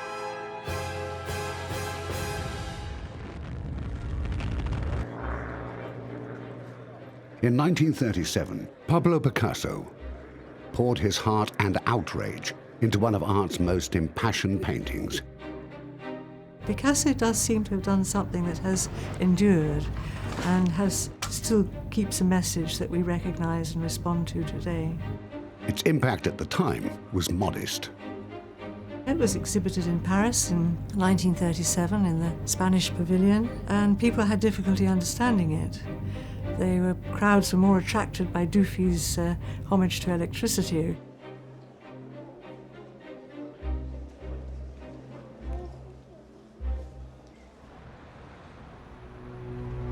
On Memorial Day 1937, the last Monday in May, an unarmed and well-behaved march of American strikers and their families moved towards the Republic Steel plant in Chicago. The New Deal didn't conquer unemployment. Unemployment remained at a very high level throughout the 1930s in the United States. Even in 1937, the best year of the 1930s, it was probably around about 10% of the workforce. The strikers' path was blocked by 500 police, whose captain yelled, "You dirty sons of bitches, this is as far as you go." 9 were killed, more than 100 wounded, many shot in the back, as Exhibit 1463 at the Senate committee hearing proved. On September the 12th in Chicago, FDR delivered a speech calling on countries to quarantine the nations that were causing what the president described as international anarchy and instability. But who did that leave out? I have seen a war on land and sea. I have seen blood running from the wounded.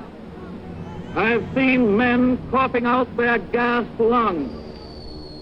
I have seen cities destroyed. I have seen children starving. I have seen the agony of mothers and wives.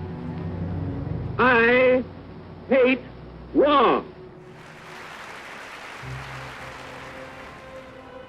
In India, 1937 was the year when limited reform began to bring some Indians into government. The first elections were held in 1937 in India on this new constitutional basis, and it brought Congress governments into power in the majority of the provinces.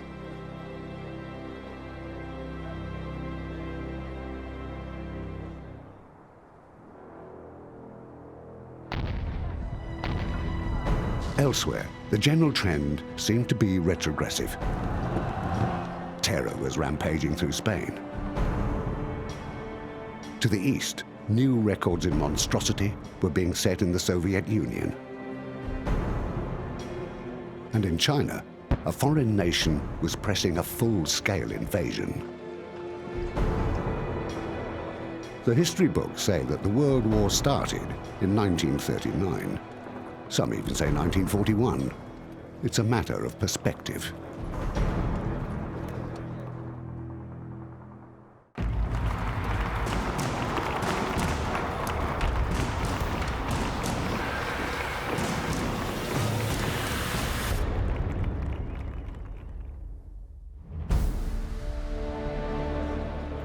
On March the 16th, the Italians launched an effectively unopposed air raid on Barcelona that killed 1,000 and wounded twice that number.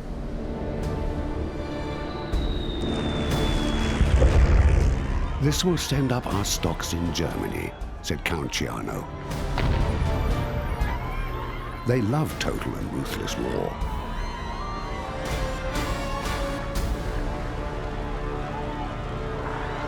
In Barcelona, by then serving as the Republican capital, the death rate for children and the elderly had doubled by 1938.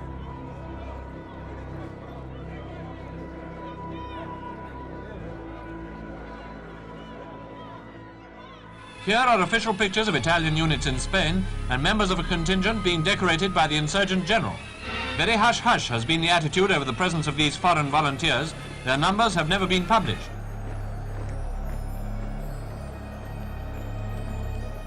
On July the 18th, the second anniversary of the failed coup, the rebel government in Burgos proclaimed the elevation to the dignity of Captain General of the Army, among other titles, of the most excellent Senor Don Francisco Franco Bahamonde. There are aspects of Franco that go beyond anything Ruritanian, that are pure comedy. You know, he's a man who believed in alchemy, thought he could resolve Spain's international economic problems by turning lead into gold. He believed that a powder could be produced that when mixed with the water of a particular river would turn into gasoline.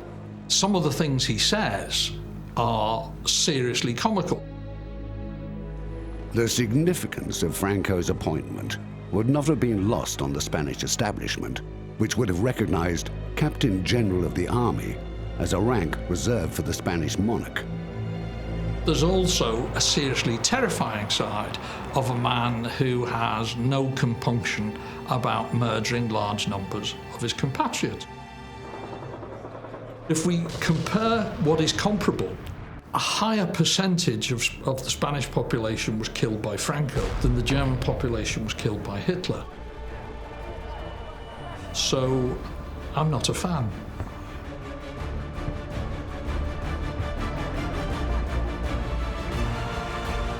On August the 1st, the Republican Army of the Ebro was ordered to go onto the defensive. And when at 4:30 a.m. on November the 16th, the last survivors of the 35th Division recrossed the river, the Army of the Ebro had, in any meaningful sense, ceased to exist. And so, if it had not already vanished, had any prospect of a military victory over the nationalists. Anywhere. Ever.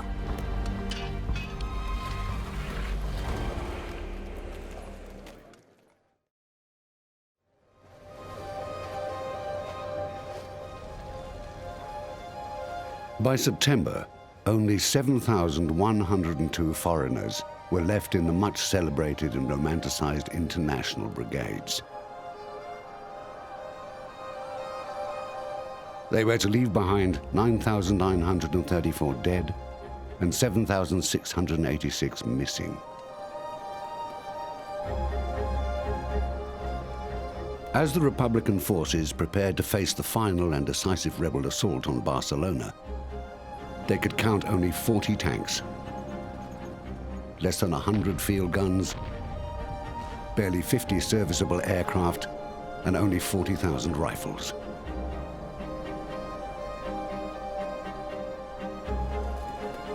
The 340,000 troops opposing them could depend on the support of 300 tanks, 1,400 guns, and 500 aircraft. December the 23rd was bright and cold. The nationalist offensive against Barcelona was launched.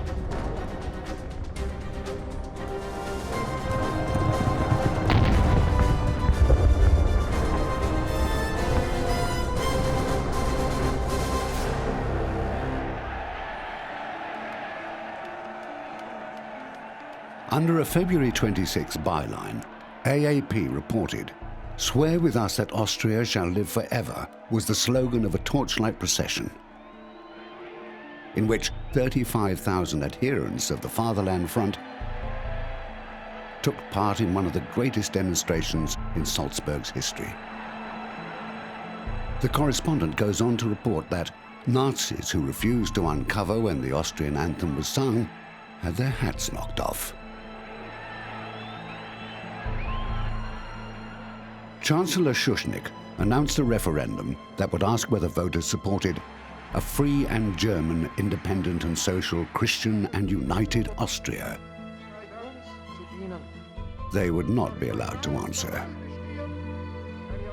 Schuschnigg met Hitler and caved in to all of his demands, but that did not deflect the Führer from sending his troops across the border.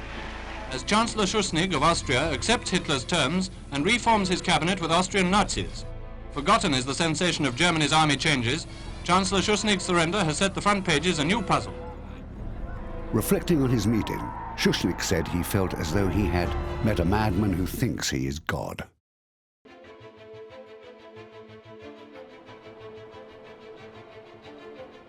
The German invasion and forced annexation of Austria, the Anschluss, took place in early March. Germany got land and people, and Austria's gold reserves, which were 4 times those of the Reich. Following the Anschluss, and in the aftermath of terror unleashed against the Jewish population, so many Viennese Jews committed suicide that the city's gas company temporarily suspended supply to Jewish households.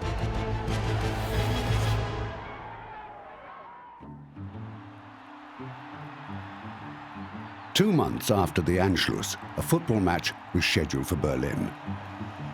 The German national team now included several of the more powerful Austrian team, which had defeated England in 1936. They were now Germans. The visiting team was England. The English team give the Nazi salute during the German national anthem. Some claimed it was to make up for British athletes not having given the salute at the Berlin Olympics. Neville Henderson, Britain's ambassador to Berlin, said that the Nazis were looking for victories to boost their regime. It is, he said, their way of claiming a super race. When Goulden seizes an opportunity and makes it 6-3.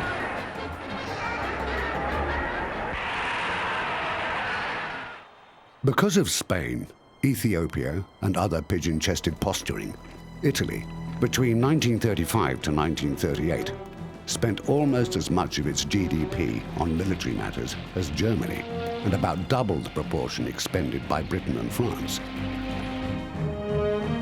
Between 1934 and 1940, military and colonial outlays accounted for 51% of expenditure. It is hard not to be reminded of Bismarck's bon mot. Poor Italy, such a huge appetite, such poor teeth.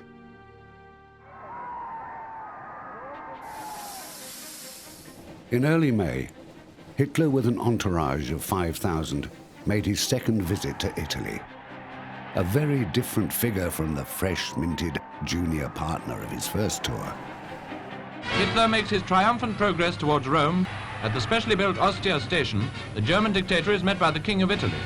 Only after royal greetings is the Mussolini handshake forthcoming. Mussolini stands on the flagship to welcome them as Minister of Marine, and it's on with the review. Mussolini told Ciano that he was sure the Führer, to defeat his natural pallor, was wearing rouge.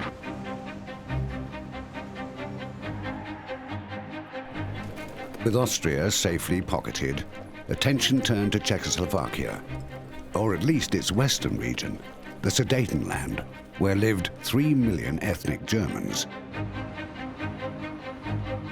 These are the people whose aspirations are the present cause of the world's jitters. Sudeten Germans whose desire to become part of Hitler's Reich is so keen that they leave their homeland to form a free legion in Bavaria. Hitler, of course, was very clever at sounding very moderate. You know, we just want to protect our fellow Germans. There are all those Germans in Austria. Why shouldn't they join with us? And what about national self-determination? They want to join with us. All those poor Germans in the Sudetenland, in the western part of Czechoslovakia, I mean, all they want to do is join with their fellow Germans. And if we get that, we're going to settle down. We don't want much more. All we want is just to be respected. He sounded very reasonable at times, particularly when he was talking to foreign statesmen. Off went the man with the umbrella and the wing collar.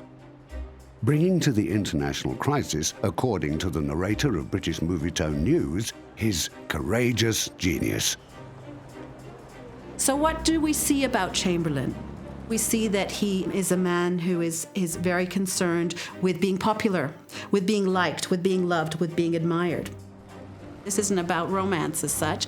It's about being the kind of paternalistic figure. My policy has always been to try to ensure peace, and the Führer's ready acceptance of my suggestion encourages me to hope that my visit to him will not be without result. The Czech ambassador to Britain, Jan Masaryk, expressed himself fearful of Chamberlain's senile ambition. The accomplished fact of Nazis occupying Sudetenland has been another event rendering negotiations difficult. The so-called Sudeten Free Corps move into Asch, a frontier town, without show of opposition. Pity the poor Sudetans who do not profess Nazism. Communists or socialists, perhaps, they are rounded up and taken away in lorries. Czechoslovakia had been assembled from Bohemia, Moravia, parts of Silesia, Slovakia, and Ruthenia, the sub-Carpathian Ukraine. It was enfolded on three sides by Germany. The handbook of the Royal Automobile Club was already describing both Austria and the Sudetenland as provinces of Greater Germany. As Chamberlain flew to Berchtesgaden, a bumpy storm-tossed flight of 7 hours, the Prime Minister was 69.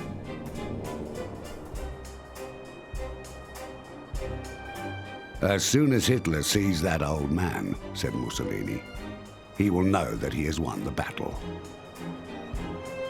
There was also, I think, an extraordinary willingness to believe that somebody like Chamberlain could really, deal with Hitler. Of course, it partly stemmed from Chamberlain's amazingly arrogant self-confidence, that he understood Hitler and that Hitler liked him and that he could get on with it. In fact, Hitler despised him.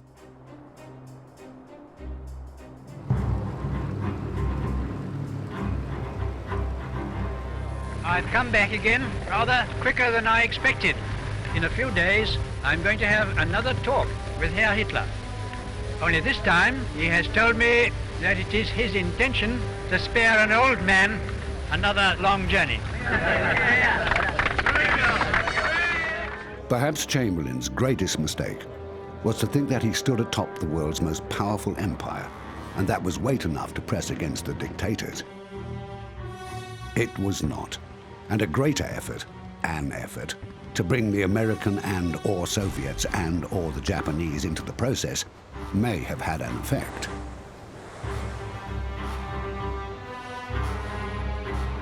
When Chamberlain agreed to go to Munich, President Roosevelt sent him a cable which contained 2 words: good man. Various forms of Foreign Office doggerel reportedly parodied the effort in similar terms. If at first you don't appease, went one ditty, fly, fly, fly again. When I come back, I hope I may be able to say, as Hotspur says in Henry IV, out of this nettled danger, we pluck this flower safety.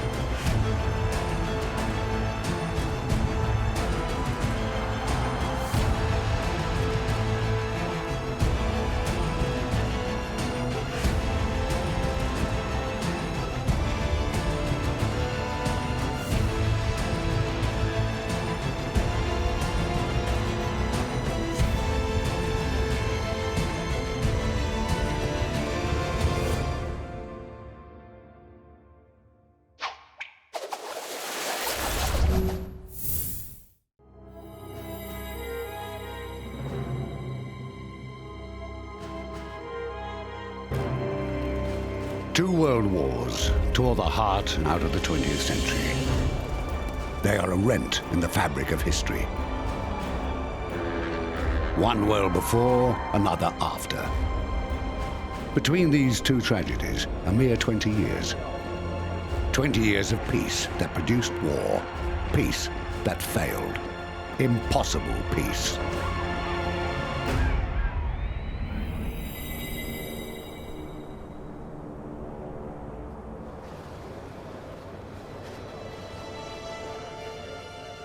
The sad shuttle diplomacy of British Prime Minister Neville Chamberlain is often used to illustrate the age and the word appeasement, to damn it. When he arrives in Germany, when he arrives in Munich, on the third visit, again, lines and lines of crowds are there to meet him.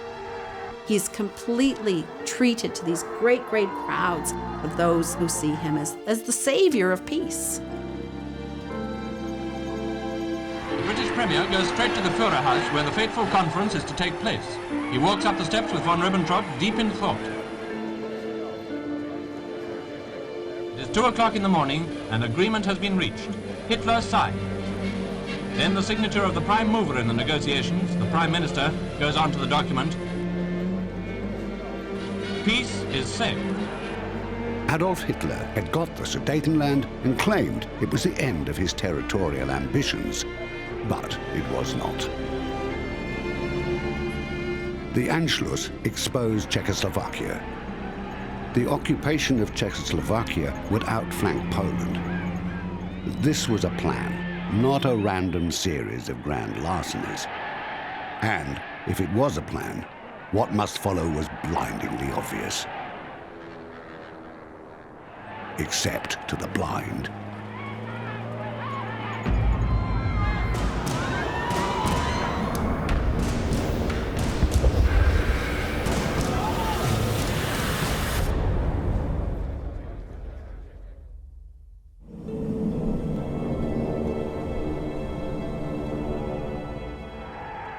Appeasement is remembered as the failure of liberal democracy through the incompetence of an old man summed up in a wing collar and a windy airfield. And perhaps it was all of that. We regard the agreement signed last night as symbolic of the desire never to go to war with one another again. The big newsreel companies were complicit with the policy of appeasement and presented and projected Chamberlain as the hero of the peace. To the Prime Minister, the agreement of Munich is only a beginning. Our words of admiration and thanks are exhausted for the man who averted another Armageddon.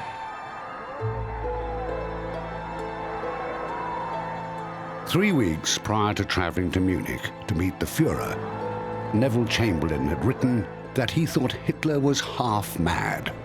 So he knew. Alfred Hitchcock made a film exactly contemporary with Munich, in which some see him signifying his view of appeasement. The moment in The Lady Vanishes where Cecil Parker comes out of the carriage waving his white handkerchief and then being shot by the police, which was a film released bang on at the time of the Munich crisis, and which became a moment which came to be read as a kind of allegory of appeasement. Many who oppose appeasement were vociferous, and they were immediate in their criticism. A writer named Robert Riedel was responsible for an article that appeared in The Nation on March the 12th, 1938, under the title Chamberlain's Treason. In it, Dell excoriated the successful bluff and blackmail of the fascist powers on the one hand, and the incapacity and poltroonery of the Western democratic powers on the other. The writing on the wall is in the wake of the Munich agreement, really. That's the point when Hitler doesn't just take a territory that was taken from Germany at the Paris Peace Conference, but in fact starts to annex things that are beyond what was agreed at the Paris Peace Conference. That's where you know that this man's shopping list just continues and you're on it. The argument that Chamberlain bought time is not supported by the facts. Britain grew stronger. Germany grew stronger still.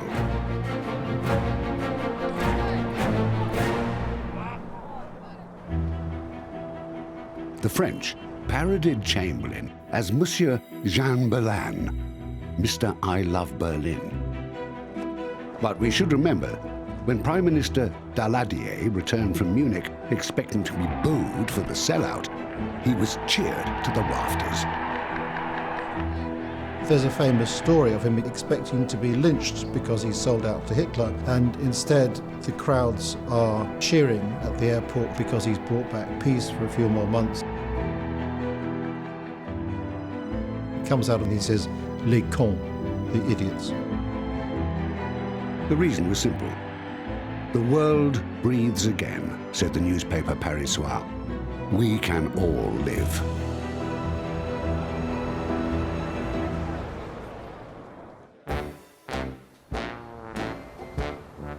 Hoping to be the strong leader that he thought the British wanted to stand up to the strong men on the continent, Oswald Mosley, inveterate party hopper, led the British Union of Fascists.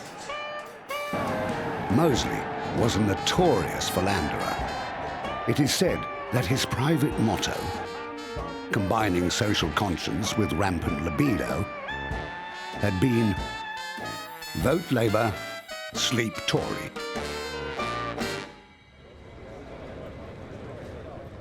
The peace in Germany was shattered less than 2 months after Munich, when Hitler, disturbed perhaps by the German people's celebration of Munich as a guarantee of peace, unleashed a fearsome pogrom. November the 10th has come to be known as Kristallnacht. The violence should not have been revelatory, but it was. And some in Westminster now saw that more than a power struggle was in play. This was a moral struggle. No more Munichs for me, said Lord Halifax. Kristallnacht made it crystal clear that persecution of the Jews was not off-the-cuff hooliganism. It was an expression of state policy. An underreported decree of August the 17th supremely characterizes both the absurdity and cruelty of the race laws. From that date, all Jewish men were by law to call themselves Israel, and all Jewish women to add the name Sarah to their forename. Why would seem to be the only necessary question. The newsreels did not really want controversy. They did not see that as a part of their job. They were covering fashion parades, they were covering sporting events, they were covering non-controversial issues. But in the week after Kristallnacht, Fox, Movietone News and the other newsreel companies, they covered Kristallnacht. Some in America did follow and respond to events elsewhere. Was it any wonder that in America, the home of liberty, the champions of freedom should stage one of the most sensational public protests ever witnessed in the streets of New York? After Kristallnacht, Fiorella LaGuardia, mayor of New York, organized a 12-man police detail to guard the German consulate in his city. It was made up entirely of Jewish officers under the command of Captain Max Finkelstein.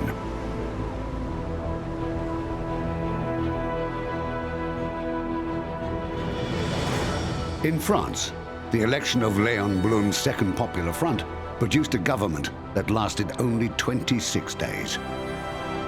The French need to pull together with a sort of National Front government, but no one wants to support him apart from the few left-wing people around him. The centre ignore him, the right ignore him, and his government is really pilloried in extreme anti-Semitic terms and doesn't last very long. The world was moving to the right, and France moved to Edouard Daladier, ringing a final curtain down on the Popular Front's revolution of June 1936. To Mussolini, writing in Popolo d'Italia, Blum was one Jew who did not possess the gift of prophecy.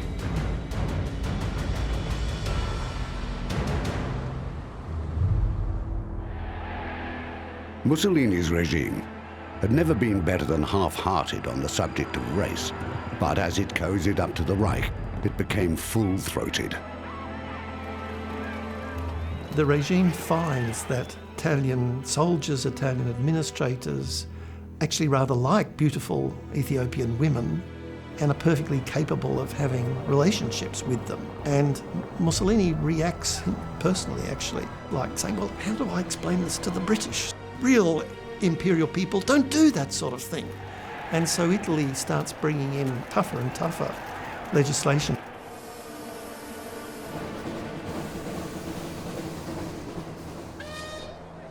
The publication, Manifesto of Racial Scientists, to which Il Duce himself contributed, contained the statement that the people of Italy are of Aryan origin, which must have surprised many Italians. And Mussolini, grudgingly, by 1938, has to accept that his best chances of success are with going along with this new force. Through the huge crowd, mysterious in the low glare of the searchlights, runs the thrill of race consciousness as the Latin leader addresses them in their own tongue. Mit lauter Stimme, Friede!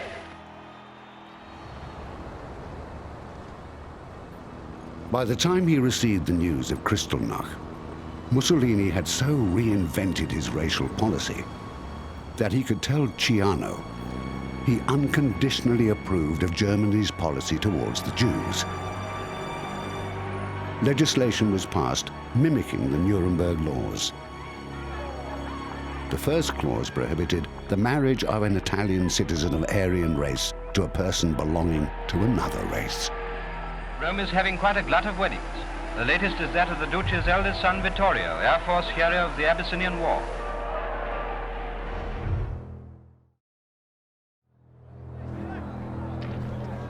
Japan had withdrawn from the League of Nations following her invasion of Manchuria. She was now embroiled in full-scale war in China. She faced no sanctions, continued to attend international conferences, and was, until 1938, contributing to League programs. Military expenditure accounted for 75% of the government's budget.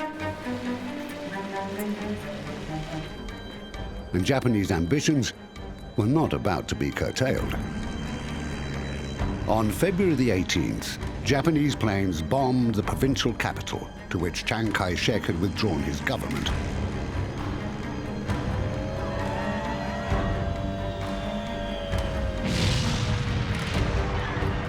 As well as explosives, the aircraft dropped propaganda leaflets, including the anti-war, or perhaps more accurately, pro-fascist speeches of Charles Lindbergh, thoughtfully translated into Chinese.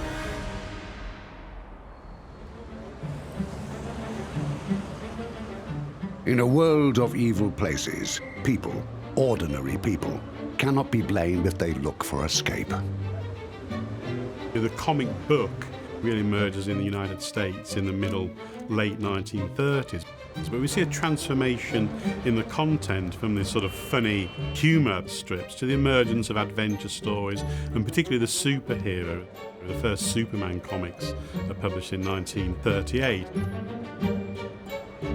By 1938, 70% of the world's screen time was taken up with American movies.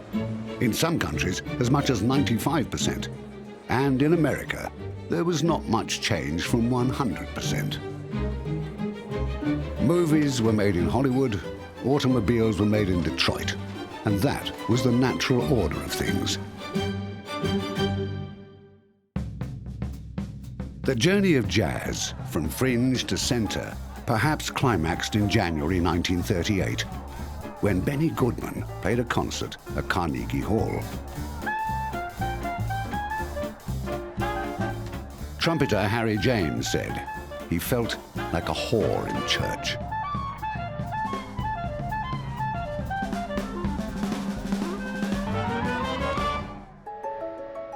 On March the 13th, 1938, the day after the Anschluss, CBS inaugurated World News Roundup, which, rather than relying on the wire services, featured live broadcasts from European capitals. In that broadcast, filing from an edgy Vienna that was awaiting Hitler's arrival, was the soon-to-be legendary Edward R. Morrow. It was the real-time urgency of this pioneering reporting that Orson Welles would harness and mimic later in the year.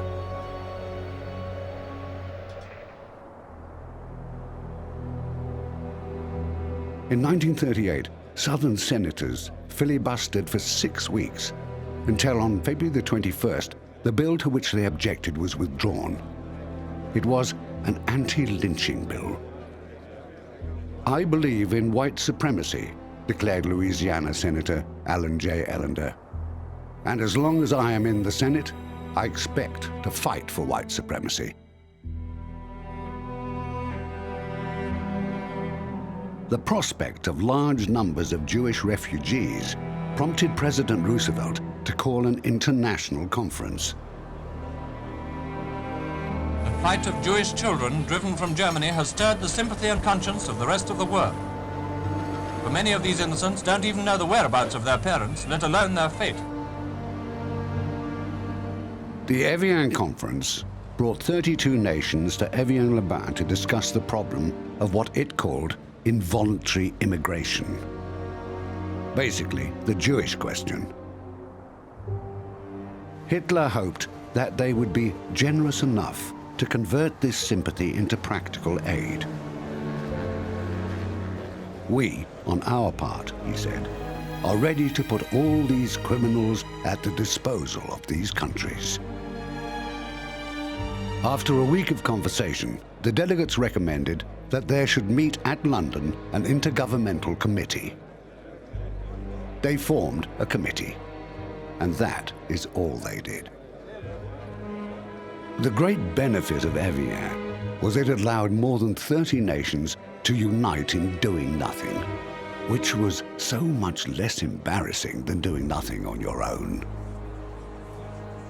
And only a few months of peace remained.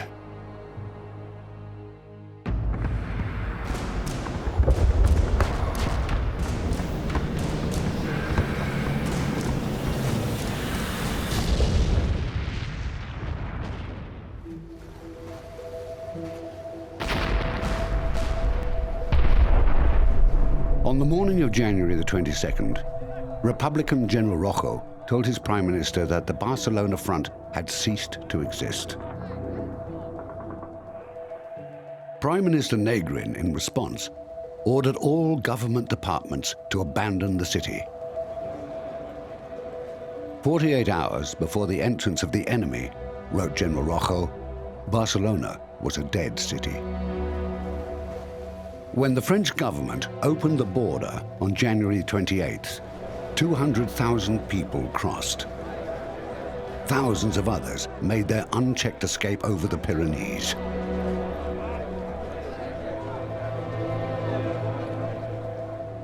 On January the 31st, President Roosevelt spoke to senators who were about to vote on a bill that would authorize the purchase of thousands of aircraft for the Army Air Corps. His topic was how to deal with Hitler, and he said, "There isn't any use calling him a nut because he is a power, and we have to recognize that."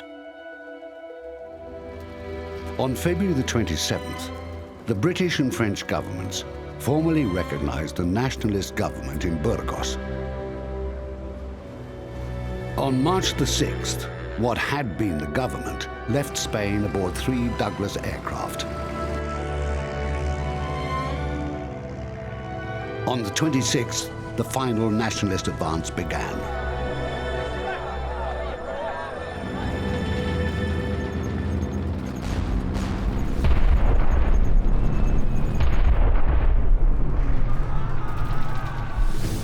On March the 31st, the nationalist army reached the last of its objectives.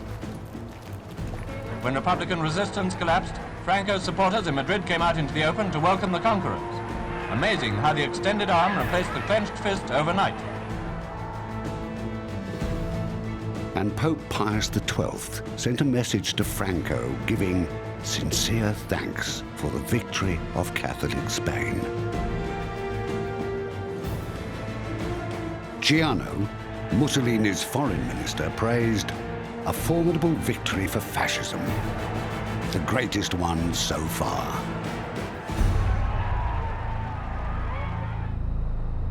Some 10,000 people were killed, executed, murdered in the first 5 days following the nationalists' entry into the capital.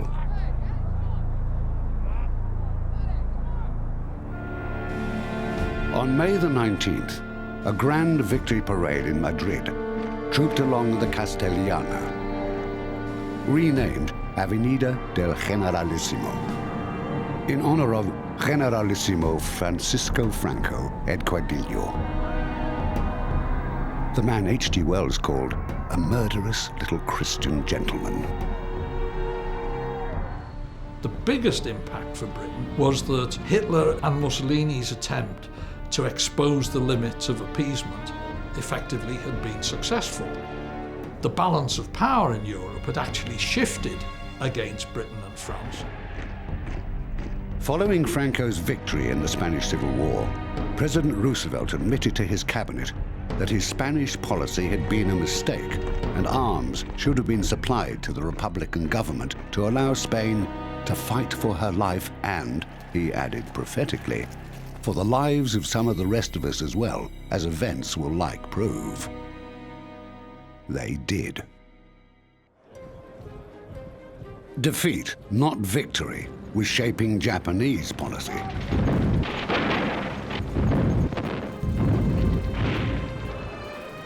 The crushing loss to Zhukov's Red Army on the Mongolian border at Nomonhan.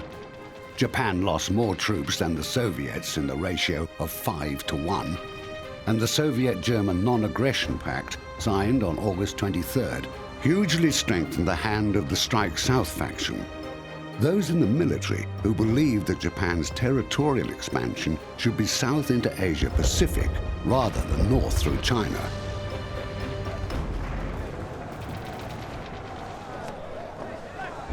When the Japanese sued the USSR for peace following their defeat, Stalin said, "They have understood my language." If you look at what Japanese contemporaries were really saying and writing through much of the 30s, what really comes out is this sense of vulnerability. Now, we can say that it's an imagined vulnerability, it's not necessarily real vulnerability, but to them it is very real. In February 1939, a new commercial treaty bound Germany and Italy together. Among its provisions was the transfer of 500,000 Italian guest workers to the Reich. And on May the 22nd, Germany and Italy signed the Pact of Steel. The Italians signed on the strength of a promise by Ribbentrop that the Führer wanted peace for 5 years. But all of Ribbentrop's promises were written on water. To bolster sliding self-esteem, Italy performed the bully's trick of picking on the feeblest fellow in the room. In this case, Albania. Italy always invades Albania on a religious day. They'd invaded it on Christmas Day 1914. Under the Liberals, they come back in on Good Friday 1939 and again establish a curious regime, it always seems to me, because they don't want to have a final solution to the Albanian problem or something or other. They don't want to murder all the Albanians. They rather want to turn the Albanians into an Albanian fascist movement. An Italian destroyer arrives at Durazzo, escorting troop ships taking part in the invasion of Albania. These are the first authentic pictures of this world-shaking event. They depict the scene much as we had imagined it, columns penetrating the country from several landing points.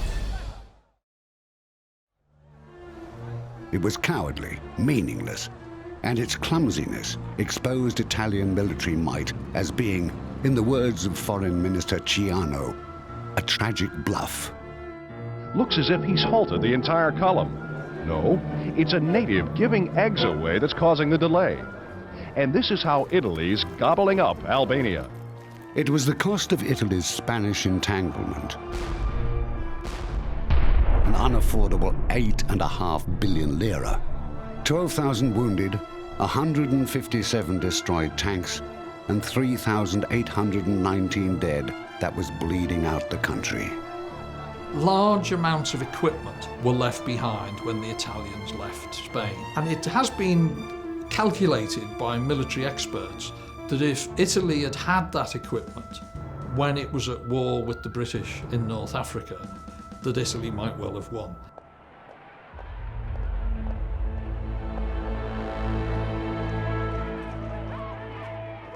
On March the 3rd, Hitler announced that German forces would move to occupy Prague and eliminate the Czech state in 5 days.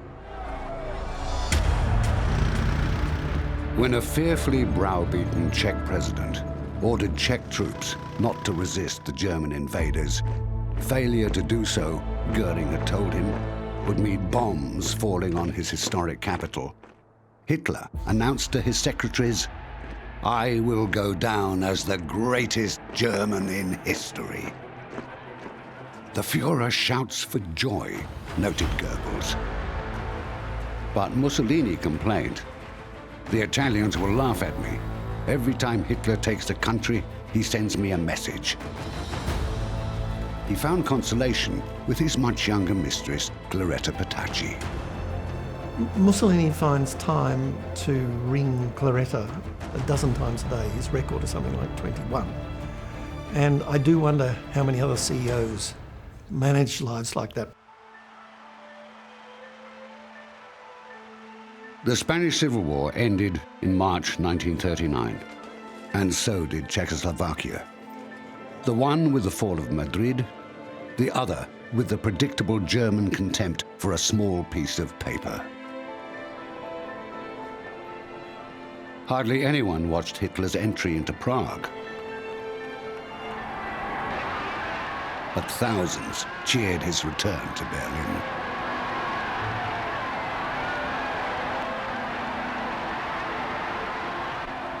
With the occupation of the whole of Czechoslovakia, Germany acquired a shield and a launching pad which, the Germans hoped, would put pressure on the still unyielding Poles in the matter of Danzig and the Polish corridor, one of the more inept lines scratched on the map of Europe at Versailles. The invasion of the whole of Czechoslovakia demolished the policy of appeasement and united a country of previously divided opinion. The fate of Czechoslovakia inspires concern among peoples as well as governments, and the crowds proceed to the Czech legation to express their sentiments. The British people and their politicians at last understood what they were facing. On March the 18th, the British cabinet formally endorsed the change of policy.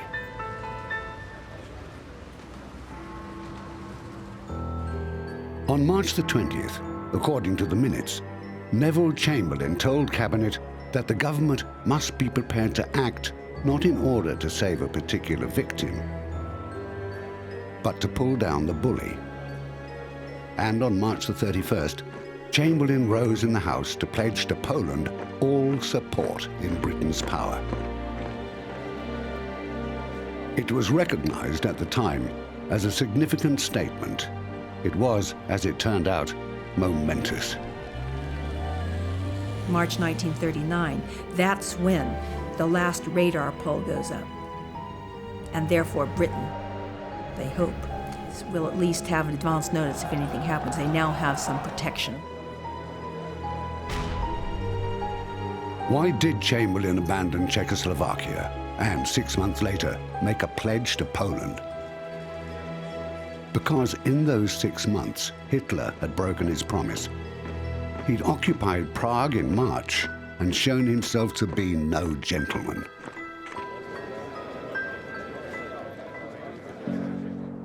In this climate of fevered uncertainty, many nostrums were proposed.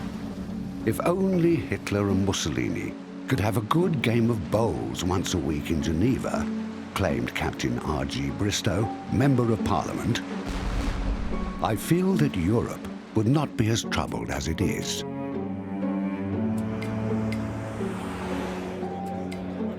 The pledge to defend Poland was made in the full knowledge that a parliamentary subcommittee had advised that Great Britain and France could afford them no direct support by sea, on land, or in the air. Neither, it continued, could Great Britain nor France supply any armaments to Poland. So what would the treaty obligations mean? The problem was now the Soviet Union felt isolated and threatened, and Stalin started to think about the possibility that maybe the main reason behind this appeasement policy actually is to direct Hitler against the Soviet Union. For those who could read the clues, it had been predictable.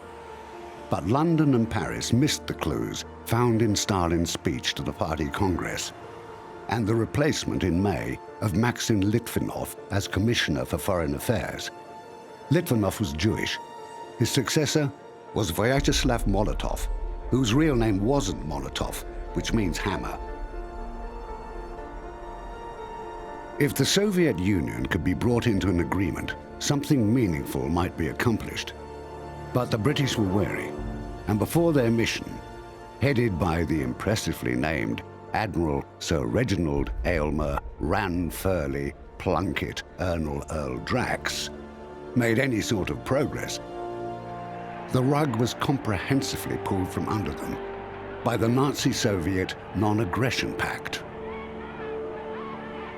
The delegation seemed to the Russians to advertise the British lack of sincerity. Chamberlain and Daladier had gone to Munich, but asked Molotov, "Who do we get here?" And he answered, "Admiral Nobody."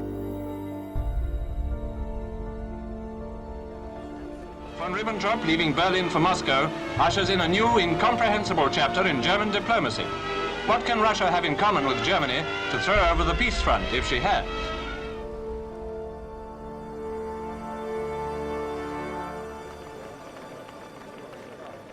Finally, the day came. Molotov and von Ribbentrop got together, and the Nazis and communists signed a pact. It was a betrayal by the communists.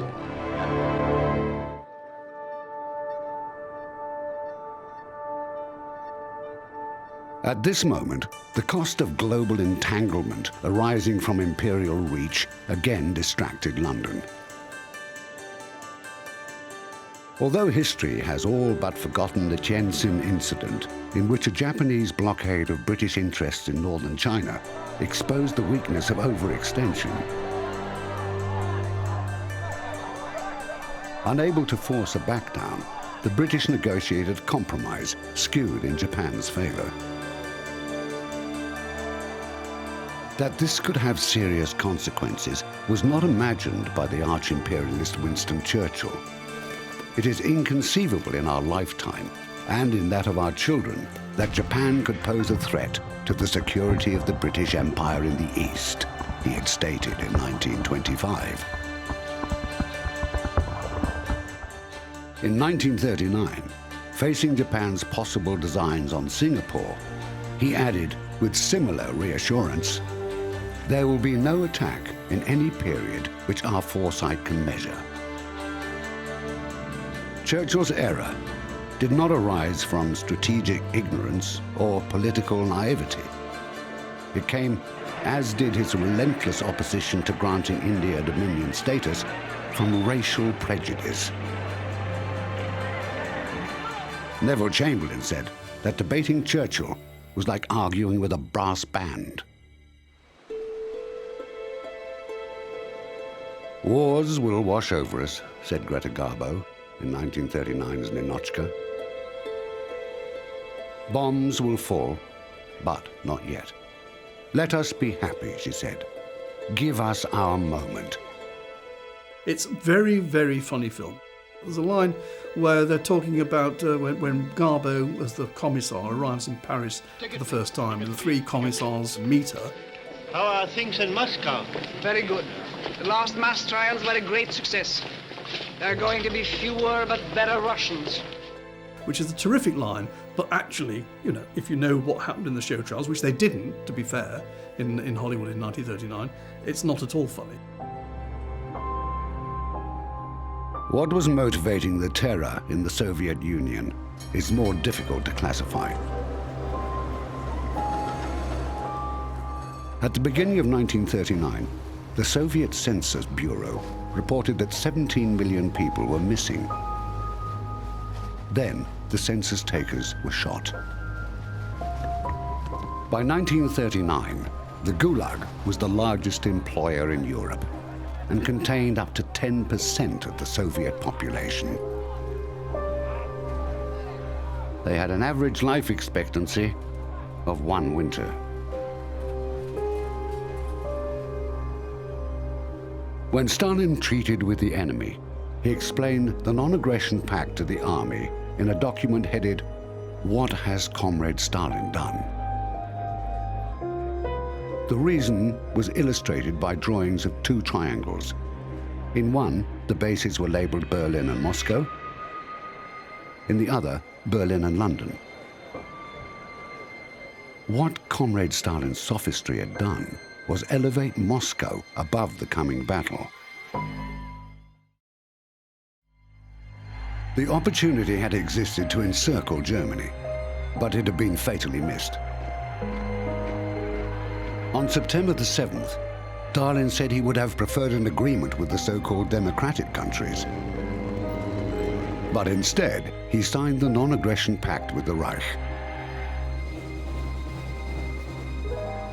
The normally abstemious Hitler, when he received confirmation of the signing, allowed himself a glass of champagne and, "Now Europe is mine," he said. "The others can have Asia."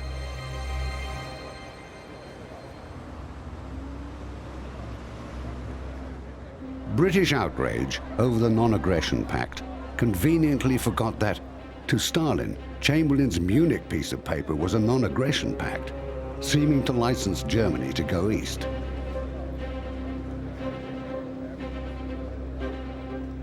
Article 1 of the German-Soviet non-aggression pact reads, "Both high contracting parties obligate themselves to desist from any act of violence, any aggressive action, and any attack on each other."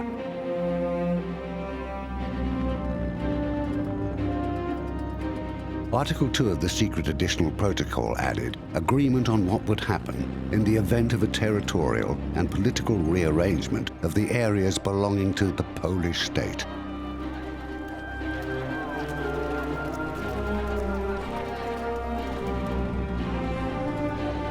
And then, on September the 1st, having fabricated a farcical pretext, 1.5 million German soldiers in 67 divisions with air and naval support invaded Poland.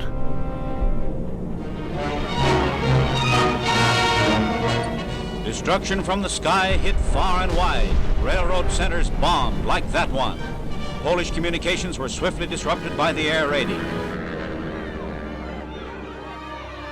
German troops had occupied the Rhineland, forced the incorporation of Austria into the Reich, and invaded Czechoslovakia. But not until they invaded Poland were they required to fire a shot.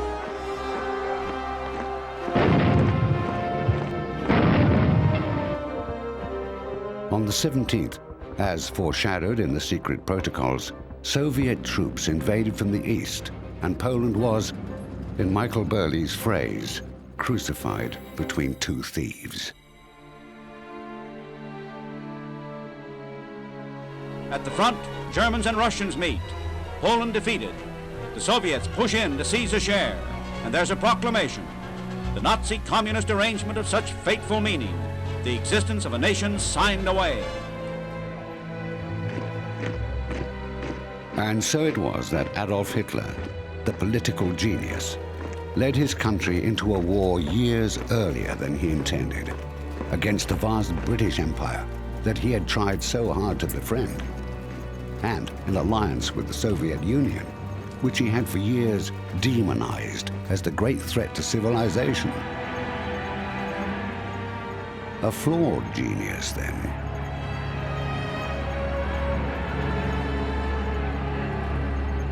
The crisis moves on to its climax. Germany has attacked Poland, and Parliament meets again. If German troops are not withdrawn from Poland, Britain goes to her aid with all the resources at her command. Ultimatums following Germany's move were issued and ignored. On the 3rd, the war, in a strange way to the relief of many who could now exhale, was declared. And unlike the First World War, no one thought it would be over by Christmas. War then, and at that moment, the day-to-day reality of 500 million people was irreversibly altered. It's tempting to say, where did it go wrong? Could democracy have survived?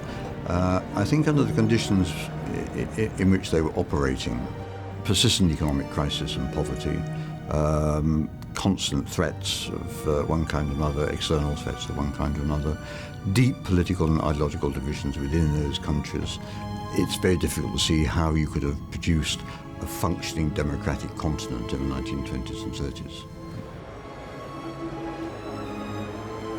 Everything I have worked for, everything I have hoped for, everything that I have believed in during my public life has crashed in ruins, Neville Chamberlain told the House of Commons.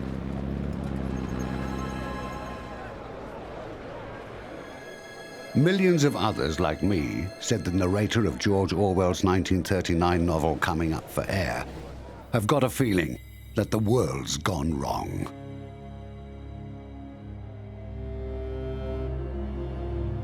The Europe that took up arms was a very different place to the Europe of 20 years earlier.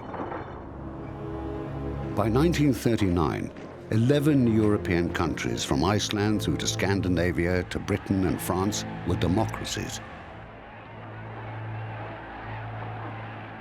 16 were under some form of repressive authoritarian rule.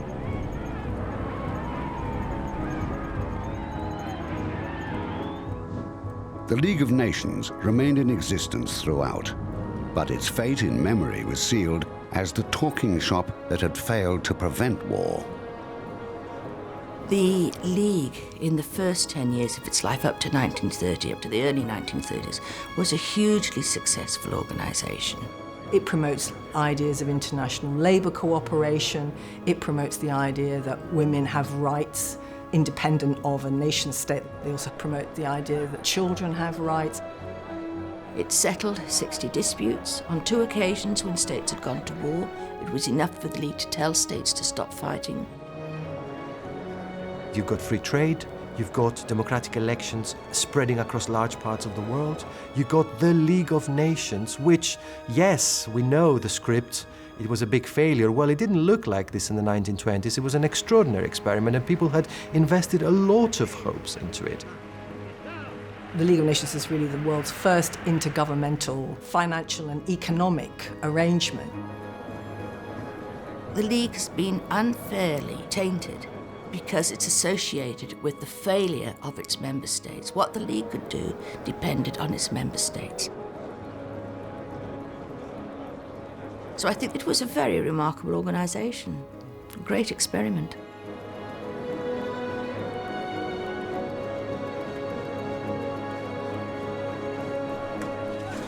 Talk had failed, goodwill had failed, political will had failed. The peace was lost, and a world of dislocation, dictatorship, and genocide was born. Observers have ransacked the 1930s for lessons about statecraft ever since.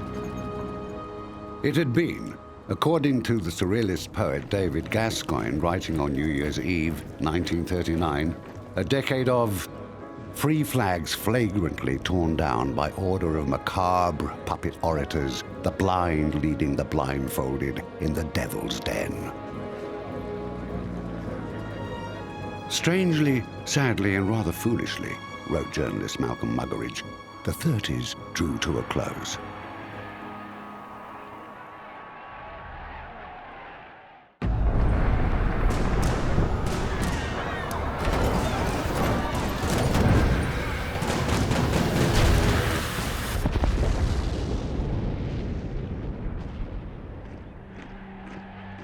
There is a word for the overlapping of things. The tiles on a roof, the scales on a fish. The word is imbrication.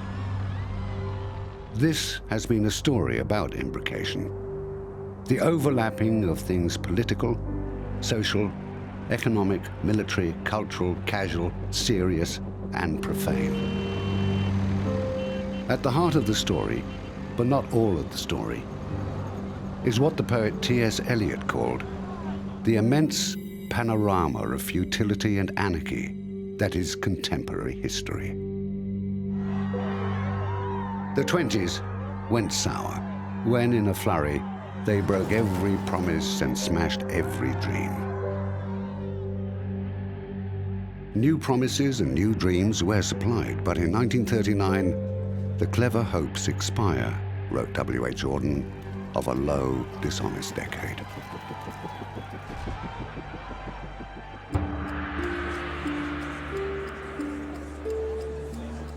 At Versailles, Woodrow Wilson had defined the intent of the peacemakers as being to make the world safe for democracy. A decade later, facing the rise of dictators and the success of demagogues, British Prime Minister Stanley Baldwin wondered whether the task might not be to make democracy safe for the world. The obvious effect of propaganda and big parades prompted his fellow Tory R.A. Butler, then a junior minister, to say that good government flourishes in the dark. But those days had gone. The Second World War was not a continuation of the first in the sense of aims, objectives, alliances, or cheerleaders. Wilhelmine Germany was not the Third Reich. The USSR was not Tsarist Russia. Both Italy and Japan had changed sides.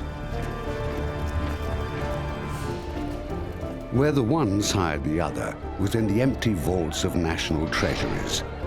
The prospects of peace were, throughout the 20s and 30s, persistently undercut by the cost of the Great War, by debt, deflation, and inflation that tried to pay the debt. Max Warburg, a director of the Reichsbank, and so one responsible for the reckless printing of money, was among those who saw the choice as being whether one wished to stop the inflation and trigger the revolution. He and his colleagues decided that inflation was the lesser evil. But it was not. The chance to make a decent place out of the Great War's bloody mess had come and it had gone. And soon the chance would come again to build up out of an even bigger mess. But that's not this story. This story, about a peace that proved impossible, began when the guns fell silent. It ends as they roar back into life. Not a happy ending.